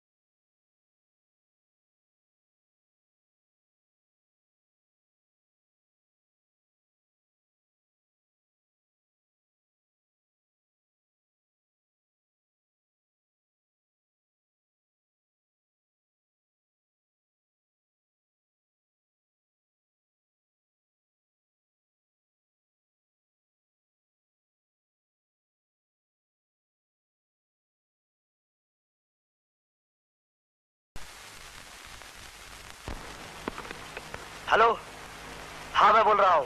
साहब, मैं बर्बाद हो गई, किसी को मुंह दिखाने के लायक नहीं रही हूँ। मेरी इज्जत सेठ धर्मराज ने लूट ली। तुम कहाँ से बोल रही हो? मैं चारबत्ती वाले चौराहे की पब्लिक टेलीफोन से बात कर रही हूँ। तुम वहीं रुको, मैं अभी आता हूँ। ओके?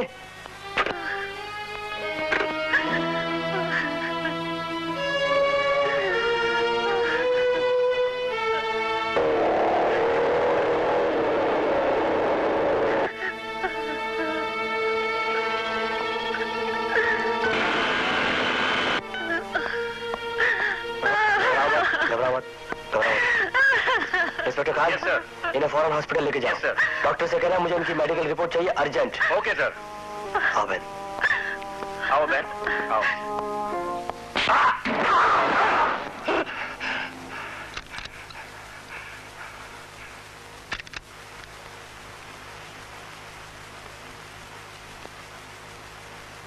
हटाओ। ये सब क्या हो रहा है? हाथ आगे बढ़ाओ धर्मराज। दोस्ती का? लाए, रंगे हाथों पकड़े जाने का। किस जुर्म में? काली की बहन की आबरू लूटने के जुर्म में। मिस्टर गोविंद, काली को आपने जेल कर दिया। उसकी इकलौती बहन शायद धंधा करने लगी हो, मगर हमारा उसके साथ कोई संबंध है, ये बात प्रूव करना आपके लिए बहुत मुश्किल है। तुमने मुझ पर हाथ उठाया। शुक्र मनाओ, वरना तुम जैसे लातों के देवता बातों से नहीं मानते। आओ, चलो चलो।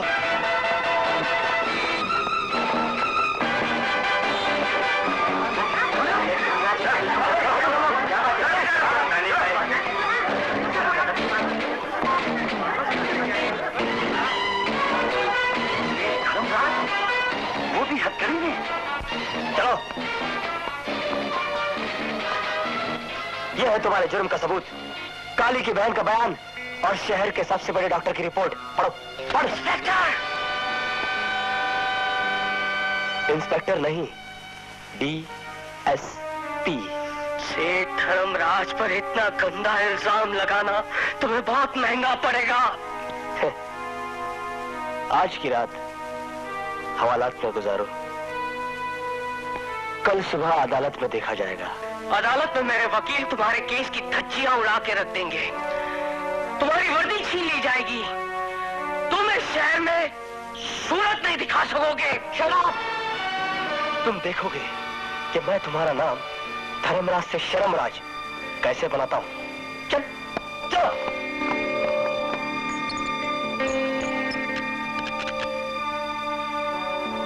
हथकड़ियों की कसम, मैं तुम्हें कहीं का नहीं रखूंगा। तुम्हें ऐसी सजा मिलेगी जो तुम्हारे कानून में भी नहीं।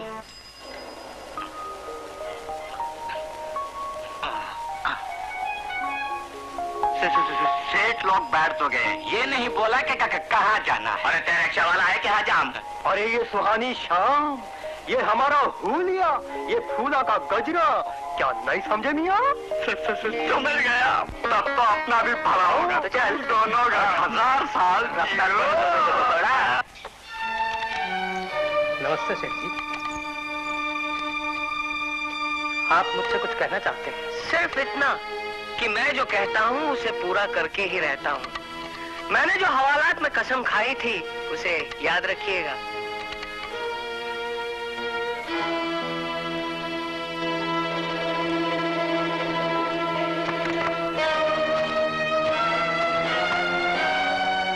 आज तक जो लोग हमारा नाम सुनकर थर्राते थे, वो आज हमारी पीठ के पीछे हंस रहे हैं। उस कमबख्त ने हमें धर्मराज से शर्मराज बनाने की चुनौती दी है। हम उसे बर्बाद करके रख देंगे, मगर एकदम से नहीं, आहिस्ता आहिस्ता आहिस्ता। सलामी जी, सलाम। अरे मुए हकले, तू फिर मेरे घर में है? यहाँ से फौरन बाहर निकल जा, वरना स्त्री सुलगनी तेरे पीछे चिपका दूंगी।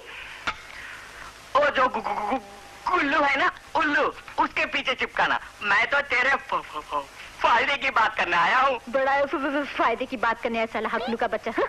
आज 2 लखपति सेठ मेरे रिक्शे में बैठे। अरे सेठों के पास मोटरें होती है, मेरे रिक्शे में बैठे। अरे पहले बात तो सुन ले, बीच में रोक मत। वो तो ऐसे वैसे सेठ नहीं है, धर्मात्मा है, परमात्मा है, महात्मा है। एक तो बैठते ही बोले क्या खटारा रिक्शा चलाता है, कल ही तुझे नया रिक्शा दिलवा दूंगा। नया रिक्शा? हाँ, मैं तो सुन के चक्कर खा गया। तो दूसरा सेठ बोला अगर लखपति लोग गरीबों की मदद नहीं करेंगे तो कौन करेगा? बड़े भले लोग हैं। हाँ, तभी तो यहाँ ले आया। बाहर रिक्शे में बैठे हैं। अच्छा? हाँ, तू तो मुझे घास नहीं डालती, मगर मैं हमेशा तेरी भलाई की सोचता हूँ।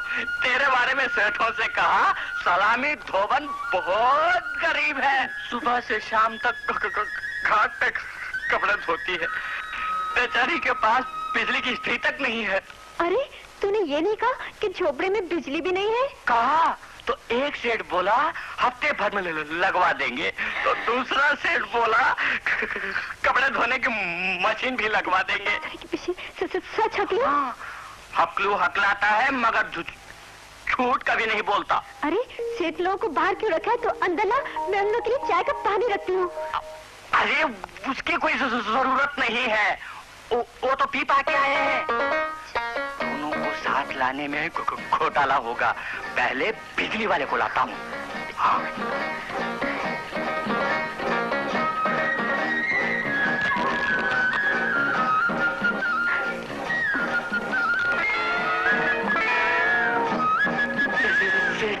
ये सलामी धोबन। ठीक है, अब तुम्हें खस को नहीं आओ, इसे मैं संभाल लेता हूँ।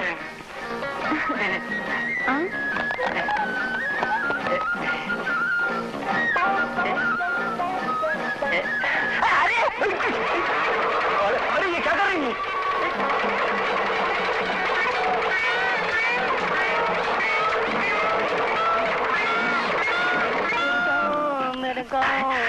अरे बुद्धू, दरवाजा खटखटाता काय को? अंदर बिजली लग रही है, कपड़े धोने की मशीन मुफ्त में मिल जाएगी। अबे हकलू, मैंने स्त्री के लिए कुछ कपड़े दिए हैं सलामी को, मुझे जल्दी चाहिए। अरे तो सोच, तेरी सलामी को कितना आराम मिलेगा। तू भीतर जाके कुछ उल्टा सीधा बोल देगा तो सारा मामला चौपट हो जाएगा। मगर भीतर कौन सी बिजली लग रही है, कैसे लग रही है, कौन लगा रहा है?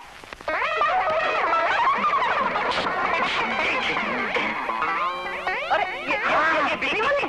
अरे बिजली लग चुकी है, ये सेठ जी मशीन वाले हैं। 5 मिनट में से सलामी से बात करके ये भी आ जाएंगे, फिर तू चला जाना। क्यों भैया, तुम्हें भी जाको मजा ले लो ना। तो बाइक में निपट के आता हूँ। लेकिन ये बार बार दरवाजा क्यों बंद कर रहे थे? ऐसे दानी धनी से सेठ लोग गरीबों की मदद किसी को सुनाए बताए बिना करते हैं। नमस्ते।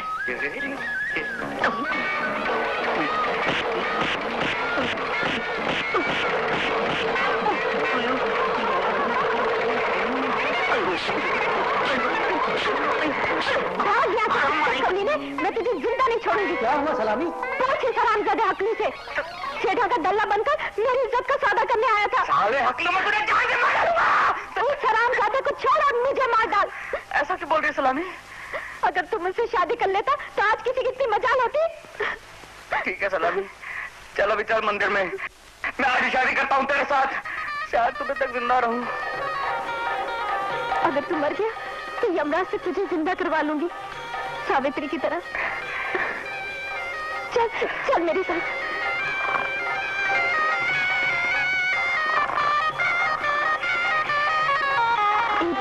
उठो ना, सुबह हो गई है।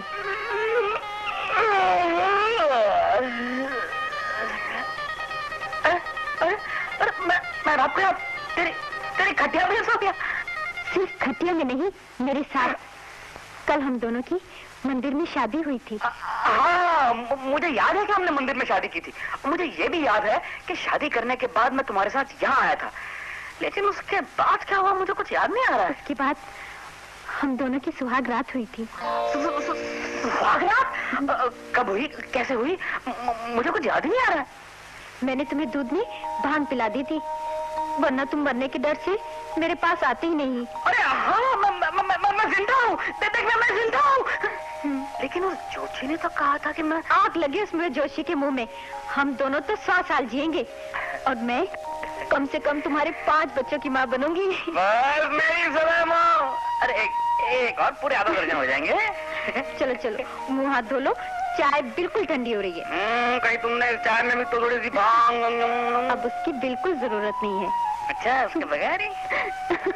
आज का क्या प्रोग्राम है डार्लिंग? ड्यूटी पे जाना तो जरूरी है। कोई खास वारदात नहीं हुई तो शाम तक घर लौटा हो। ये हमारी खुशकिस्मती है, हमने आपसे बिना पूछे शाम का प्रोग्राम तय कर दिया। कौन सा प्रोग्राम?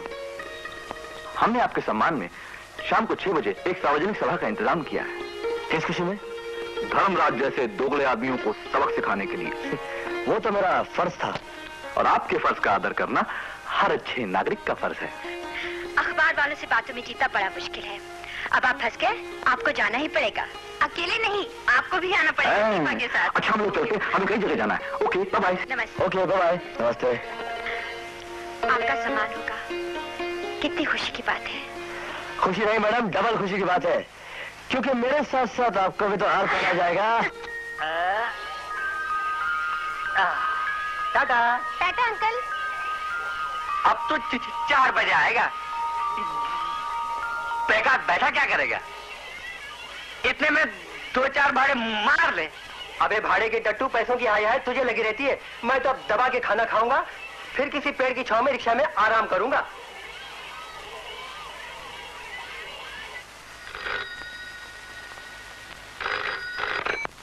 हेलो। देखो, तुम्हें बनाए हुए श्रृंगार में काफी वक्त लगता है। तो आप ऐसा कीजिए कि आप अभी से तैयारी वगैरह शुरू कर दीजिए, और जैसे दीपा आए तो साथ में लेकर पुलिस स्टेशन चले आना। तो फिर यही साथ में चलेंगे फंक्शन पे। ओके? अच्छा ठीक है।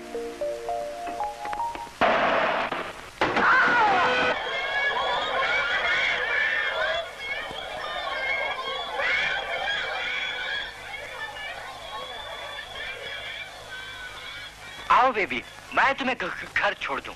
नहीं, मैं राजा अंकल के साथ जाऊंगी। उसी ने मुझे भेजा है, उसके रिक्शे की चैन टूट गई। आओ आओ। दीपा अभी तक स्कूल से नहीं आई।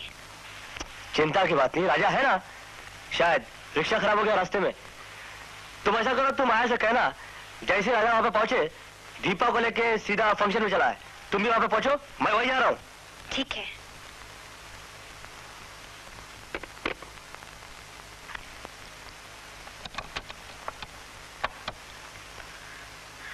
ये क्या है?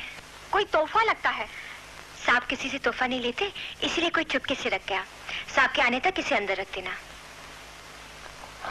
बहुत भारी है मैम साहब। ओफो, हाथ लगा।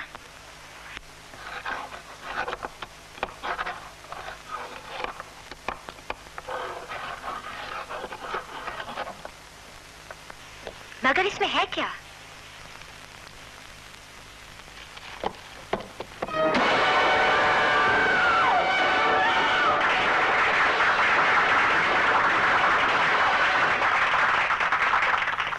डीएसपी साहब के सम्मान की वजह दोहराने की कोई जरूरत नहीं, क्योंकि आप सब लोग जानते हैं इन्होंने वो काम कर दिखाया है जो इनसे कई ऊंचे ओहदे के लोग भी नहीं कर पाए थे।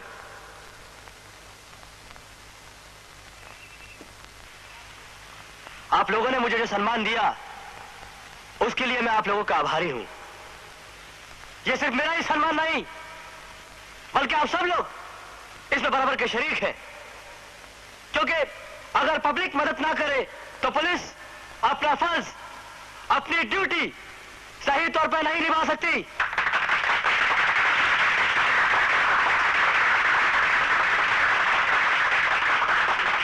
डीएसपी साहब की पत्नी जनता आपसे भी 2 शब्द सुनना चाहेगी, प्लीज। मैं सपने में भी सोच नहीं सकती थी कि ऐसा होगा। मेरा मतलब है, आप लोगों ने मेरे पति को जो आदर दिया है, राधा, उससे खुशी के मारे मुझे अपने आप पर भी काबू नहीं रहा। मेरी आंखें और गला दोनों भर आई है। मैं हाथ जोड़कर आप सबका धन्यवाद। ऐसा लगता है कि आप लोगों के सम्मान का बोझ मेरी पत्नी संभाल नहीं पाई।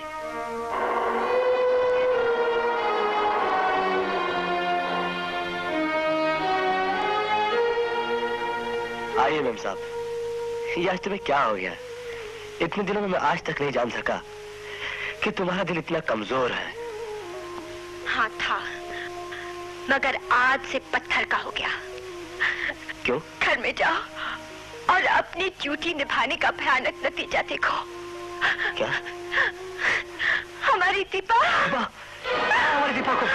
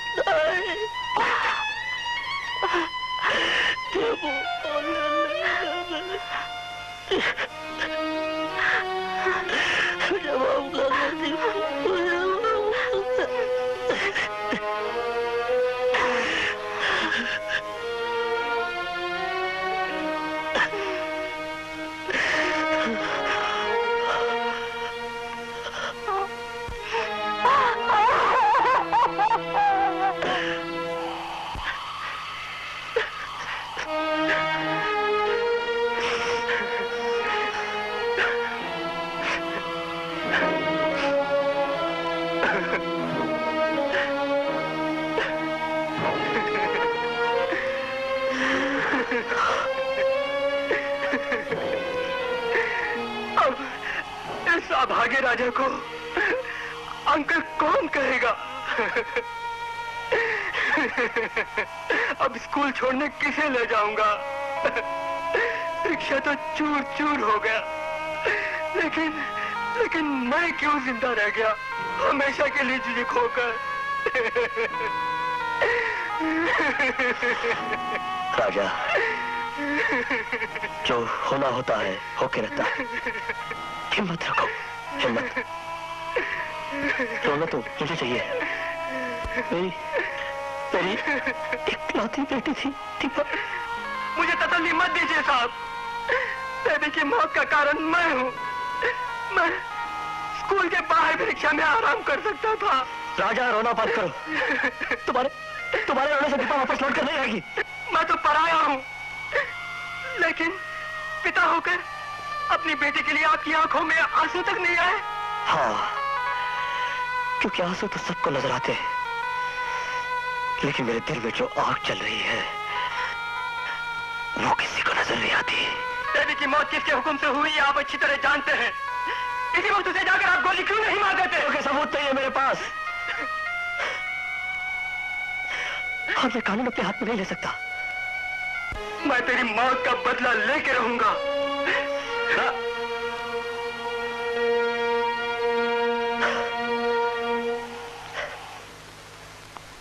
बाय पापा।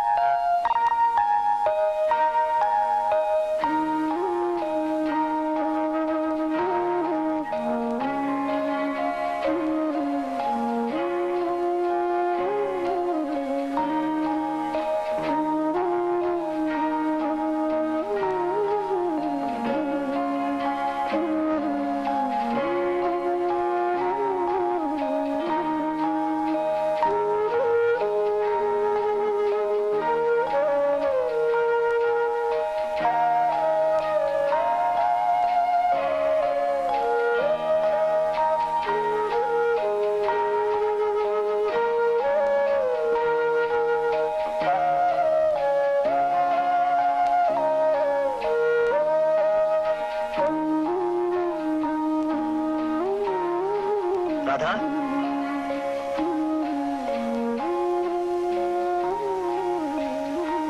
राधा, जीवन के बड़े से बड़े सदमे को भूलने की कोशिश करने के अलावा इंसान के पास और कुछ नहीं होता। तुमने खाना पीना छोड़ दिया, लोगों से बातचीत करनी छोड़ दी, यहाँ तक कि मुझसे भी। अगर यही हाल रहा तो तुम पागल हो जाओगी राधा। शायद तभी दीपा को भूल सकूंगी। राधा, ईश्वर ने दीपा को अपने पास बुला लिया, लेकिन मुझे पूरा विश्वास है कि वो बेटा या बेटी किसी न किसी रूप में मेरी दीपा को वापस जरूर भेजेगा और जल्द भेजेगा। फिर उसे भी बुला लिया तो? शाम के वक्त कोई भी अशुभ बात नहीं करते। दीपा का लगाव तुमसे ज्यादा मेरे साथ था। मानता हूं कि तुम मां हो, तुम्हारा दुख मुझसे ज्यादा है, लेकिन चोट मेरे दिल पे गहरी लगी है। ये भी तो सोचो कि मेरी जिंदगी क्या है। हाँ, क्या है मेरी जिंदगी? हो सकता है मैं भी किसी दिन दीपा की तरह। शाम के समय अशुभ बातें नहीं कहनी चाहिए।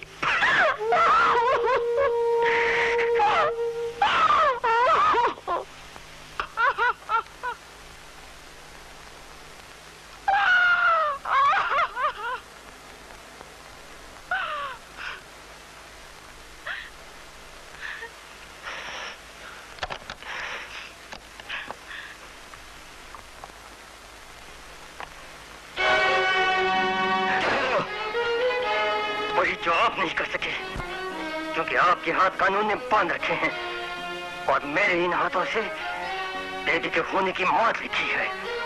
तुम फांसी चढ़ना चाहते हो? फांसी के बिना भी एक दिन सभी को मरना है साहब। मेरा तो कोई आगे पीछे है नहीं। एक ने राजा को अंकल कहा था, वो चली गई और उसके लिए जान देने से बढ़कर और कोई खुशी की बात मेरे लिए नहीं हो सकती साहब। राजा, तुम पढ़े लिखे होकर जाहिलों की तरह बातें कर रहे हो। तुम जाओ ऐसे, चलो, क्योंकि इस वक्त तुम अपनी होश में नहीं हो। तुम्हें समझाने का कोई फायदा नहीं। जाओ, आई से गो। राजा कुछ किए बिना नहीं रहेगा और जानबूझ के मौत मोल लेगा। सेठ जी, काली का जेल से रिहा होने वाला है। अच्छा,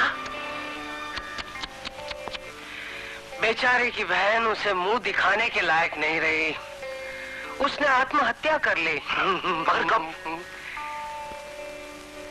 जाओ, उसका इंतजाम करो तुम।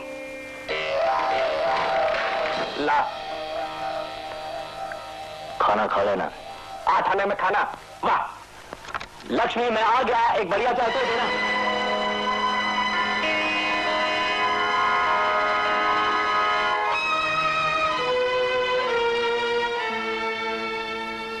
पगली, ये तूने क्या किया?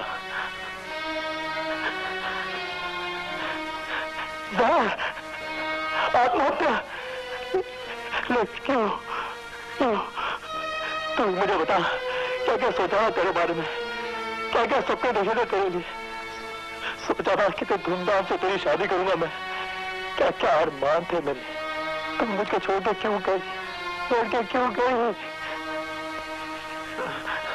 काली भैया, लक्ष्मी बहन ने आत्महत्या नहीं की, उसकी हत्या की गई है। क्या? कल रात मैंने तुम्हारे वो लंबे चौड़े दोस्त को तुम्हारे घर आते देखा। 1 मिनट के बाद वो बाहर आया और भाग गया। उसके बाद मैंने लक्ष्मी बहन की चीख सुनी। जब मैं अंदर आया, वो दम तोड़ चुकी थी।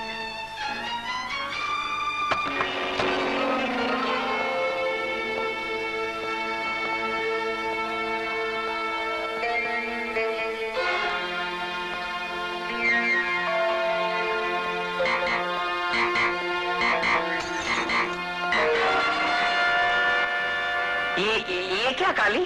जहर शीशी तो खाली हो गई, वरना तेरी चाल में तुझ पर ही पलट देता। जहर के साथ शीशी भी तेरे गले के नीचे उतार देता मैं। 6 महीने तुम जेल काट कर आए, उसमें तुम्हारा दिमाग फिर गया है काली? अरे जिसे तुम सेठ जी कहा करते थे, उसे तुम तलाक करने लगे। अरे तुम जेल गए, तुम्हारी बहन के लिए हमने क्या कुछ नहीं किया काली? आखिरी सांस तक। क्या? तूने मेरी बहन की आबरू लूटी और फिर उसे जहर पिलाया जबरदस्ती और उसकी हत्या को आत्महत्या में बदल डाला। ये तुम क्या कह रहे हो काली? अरे जिस कुत्ते को तूने भेजा था, मैंने उसे जान से तो नहीं मारा, मगर उसे अनमरा करके अपने रुला ली। कुत्ते कमी है। अरे मुझे कोई बचाओ! तुझे काली, काली छोड़ दो इसे। छोड़ दो काली, काली, तुझे जिंदा नहीं छोड़ूंगा। डीएसपी साहब मुझे छोड़ दीजिए। तुम साथ मुझे छोड़ दीजिए। डीएसपी साहब, पिछली बार आपने मुझे जेल भेजा, मैंने अपनी गलती की सजा भुगत दी, लेकिन इस बार आप गलती करें। इस जलील कमीने के हाथों में हथकड़ी नहीं, गले में फांसी का फंदा होना चाहिए। फांसी का फंदा तो अब तुम्हारे गले में होगा। खड़े रहो। डीएसपी साहब, अच्छा हुआ आप वक्त पर आ गए, वरना ये मुझे जान से मार डालता। मेरी हालत देखकर आप अंदाजा लगा सकते हैं। मुझे सारी हकीकत के बारे में मालूम है। काली, हमें तुम्हें गिरफ्तार करने का अफसोस भी है, मगर पुलिस में रिपोर्ट लिखाने के बजाय तुम्हें कानून हाथ में लेने की क्या जरूरत थी? कानून के सिर्फ दो असूल होते हैं, एक पक्का सबूत या रंगे हाथों पकड़े जाना। शुक्रिया डीएसपी गोविंद, आज आपने हमारे अगले जन्मदिन की बुनियाद डाल दी। उसे मजबूत करा लीजिए, वरना बालू के घरौंदी की तरह ढह जाएगी। आओ।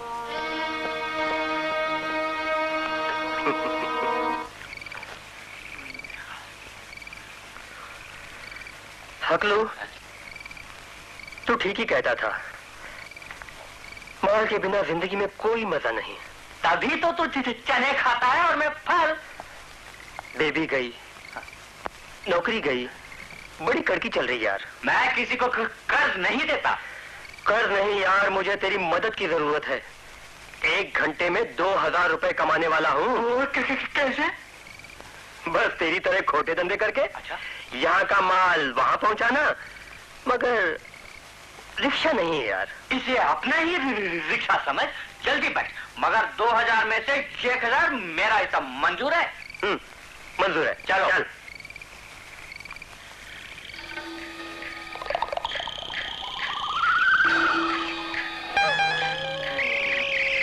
इस जंगल में माल कहाँ मिलेगा?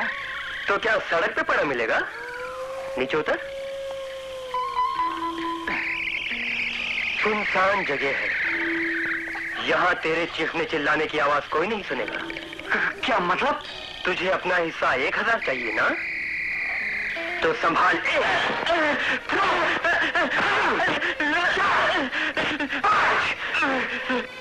मुझे मार क्यों रहा है? पता तो सही। क्योंकि जिस दिन बेबी तेरे रिक्शे में बैठकर गई, दुनिया से चली गई। मुझे कुछ नहीं मालूम। एक रिक्शे वाले ने तुझे बेबी को स्कूल से ले जाते हुए देखा है। वो झूठ बोलता है। झूठ बोलता है। मार मत, खून निकाल दिया। अभी तो सिर्फ खून निकाला है, मैं तेरा खून बहा डालूंगा, वरना सच बता दे बेबी को किसने मारा। सेवा ने मुझे 500 रुपए दिया, बेबी को रिक्शे से उतार के कार में ले गए। आगे क्या हुआ? बताता हूँ। साहब, मैंने दीपा के खूनी का पता लगा लिया है। कौन है वो? कौन है वो? जीवा, धर्मराज का गुंडा, जो हर रोज शाम को मूनलाइट क्लब में जाता है। मार मार के कचूमर बना दिया और मेरे मुंह से जीवा का नाम पुकलवा लिया। ये हमारी मौत का परवाना है। डीएसपी गोविंद को आज तक सिर्फ एक सबूत का इंतजार था, जो उसे राजा, हकलू और जीवा से मिल सकता है। इन तीनों का जिंदा रहना हमारे लिए बहुत ही खतरनाक है।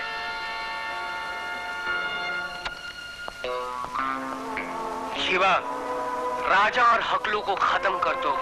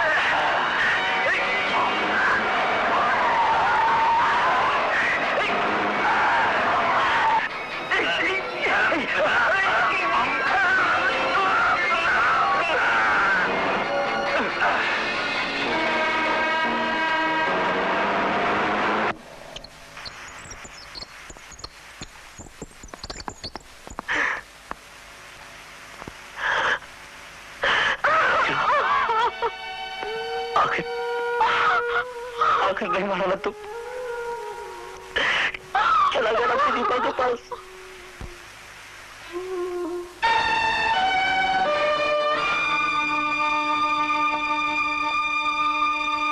सेठ जी, आपने मुझे याद किया? हाँ जीवा, जीवा तुम मेरे सबसे खास और वफादार आदमी थे। थे? अभी हूँ सेठ जी, और जब तक जिंदा रहूंगा तब तक। अब दो में से एक ही जिंदा रह सकता है जीवा, या तुम या सेठ धर्मराज।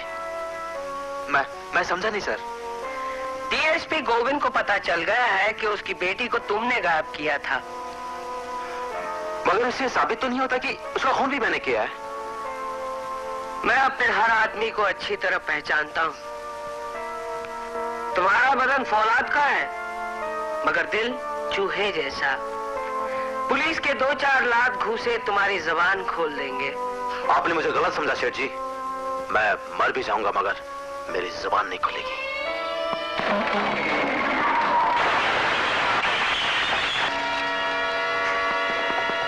ये क्या हो रहा है? मुजरिम की तलाश। तुम भी दखल मत दो। किसी के घर में घुसने के लिए सर्च वारंट चाहिए। मुजरिम का पीछा करते वक्त नहीं।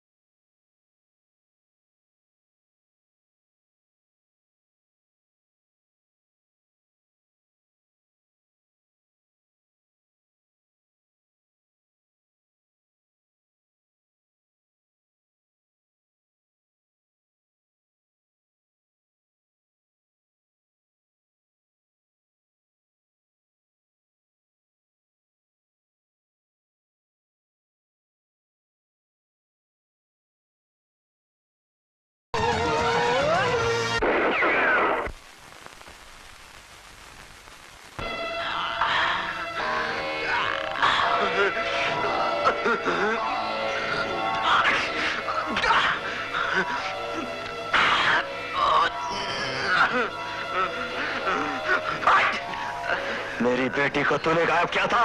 नहीं,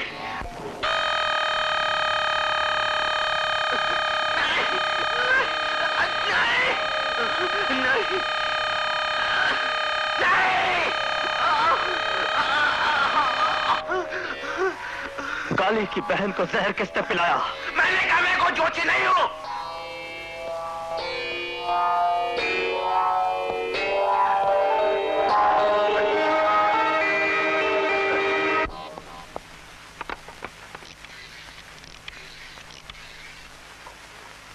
के hospital, give me doctor Mehra, urgent please. मुंजी में भी बेहोश है, आप उसे नींद का इंजेक्शन दे दीजिए ताकि वो और 2-3 घंटे बेहोश रह सके। It's a police case, he must remain alive. आप फिक्र मत कीजिए। आइए।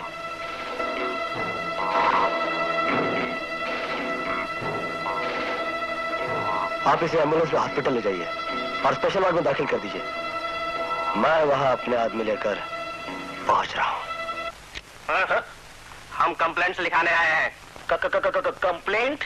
हाँ, हम जीवा के साथी हैं और उसको ले जाने आए हैं।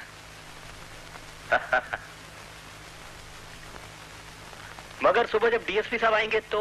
उसकी फिक्र तुम मत करो, तुम पर कोई शक भी नहीं होगा। आओ चलो।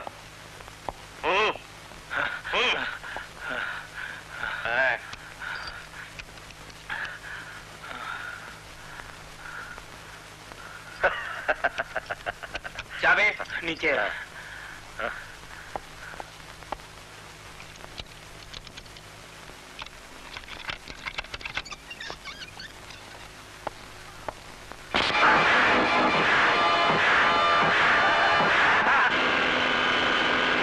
कम ऑन जल्दी।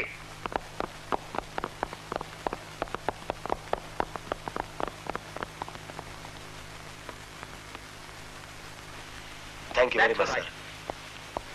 सारा बंदोबस्त हो गया? यस सर, हर बात आपके हुक्म के मुताबिक की गई। Very good. कौन? गुल्लू धोबी यहाँ रहता है? मालकिन, आप और यहाँ इस तरह? मैं सबसे छुप के तुमसे मिलने आई। ऐसी क्या बात है?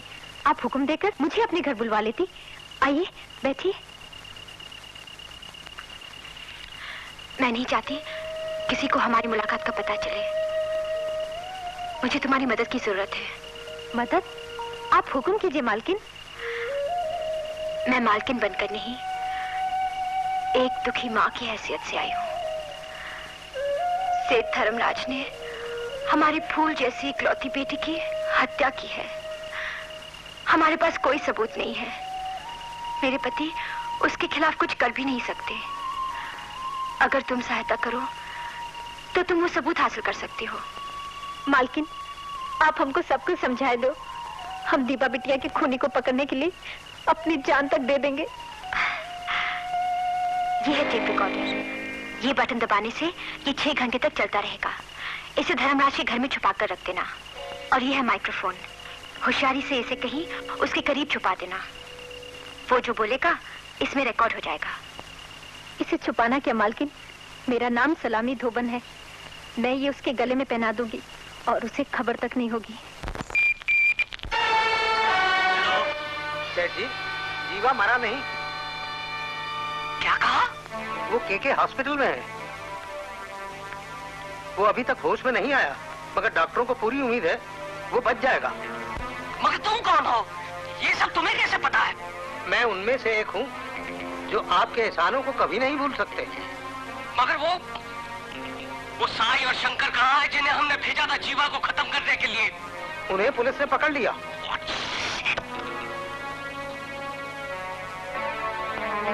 ये सब क्या हो रहा है? गोली मार देनी चाहिए उन दोनों हरामखोरों को। क्या हुआ सेठ जी? जीवा ने अगर पुलिस के दबाव में आकर ये बता दिया कि हमने डीएसपी गोविंद की बेटी की हत्या की है, राजा को एक्सीडेंट में हमने खत्म करवाया है, हगलू को हमने मरवाया है, तो ये सेठ धर्मराज सीधे यमराज के यहाँ पहुंच जाएंगे। नहीं, अब जो करना है हम खुद करेंगे। एक एक सेकंड कीमती है।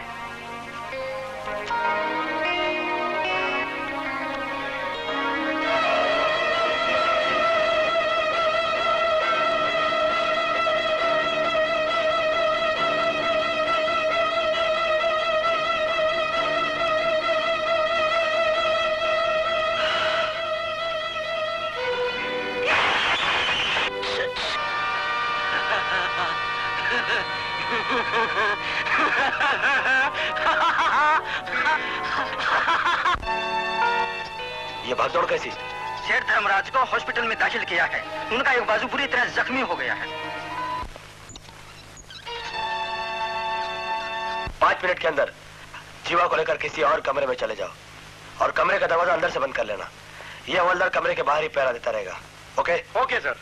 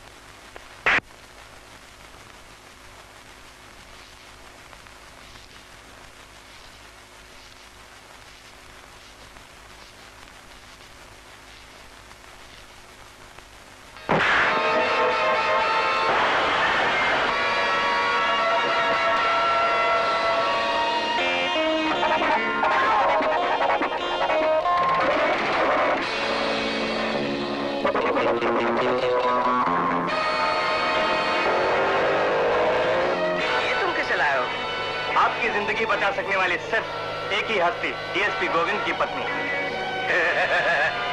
शाबाश वर्मा, आज से तुम्हारी तनख्वाह दोगुनी है।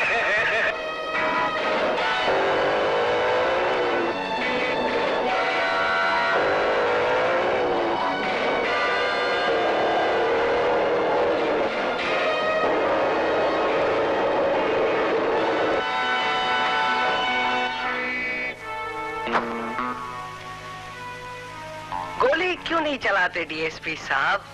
क्योंकि मुझे तुम्हें जिंदा गिरफ्तार करके फांसी के फंदे पर लटकते हुए देखना है।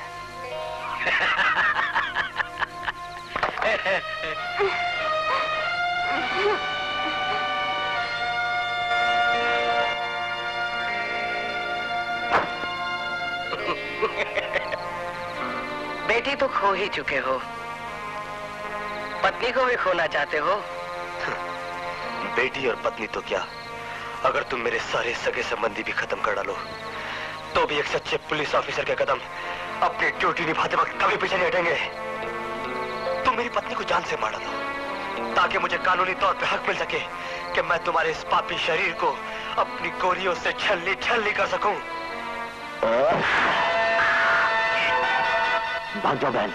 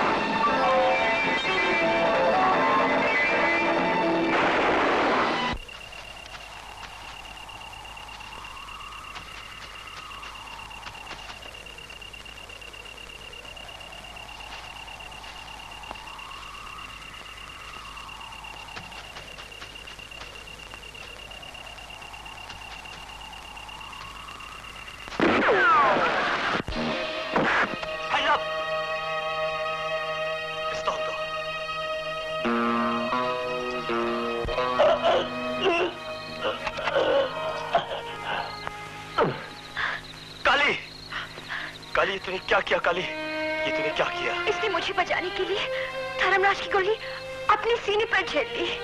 कम से कम एक बहन की आदमी तो बचा सका साहब। अरे जिंदगी गुनाह किया है। वो सब धुल गए। तूने मेरी पत्नी की जान बचाई।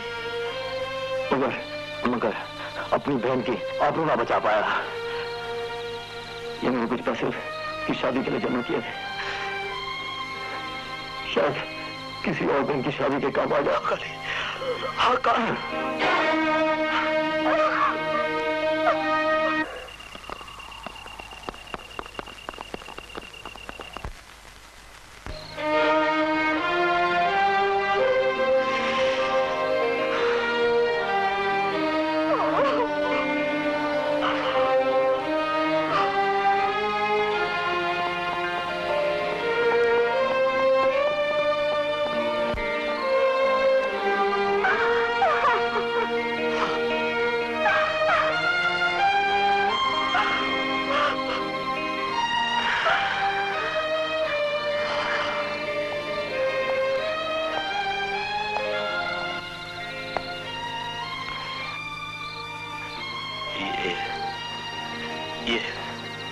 कोवेन, कंग्रेचुलेशंस। कल से तुम एसपी कहलाओगे। Sir. Yes. Thank you sir, thank you very much. अगर आप परमिशन दें तो मैं अपनी बीवी के साथ घर जाना चाहता हूँ। बिल्कुल। Thank you. Just a minute, फटाफट।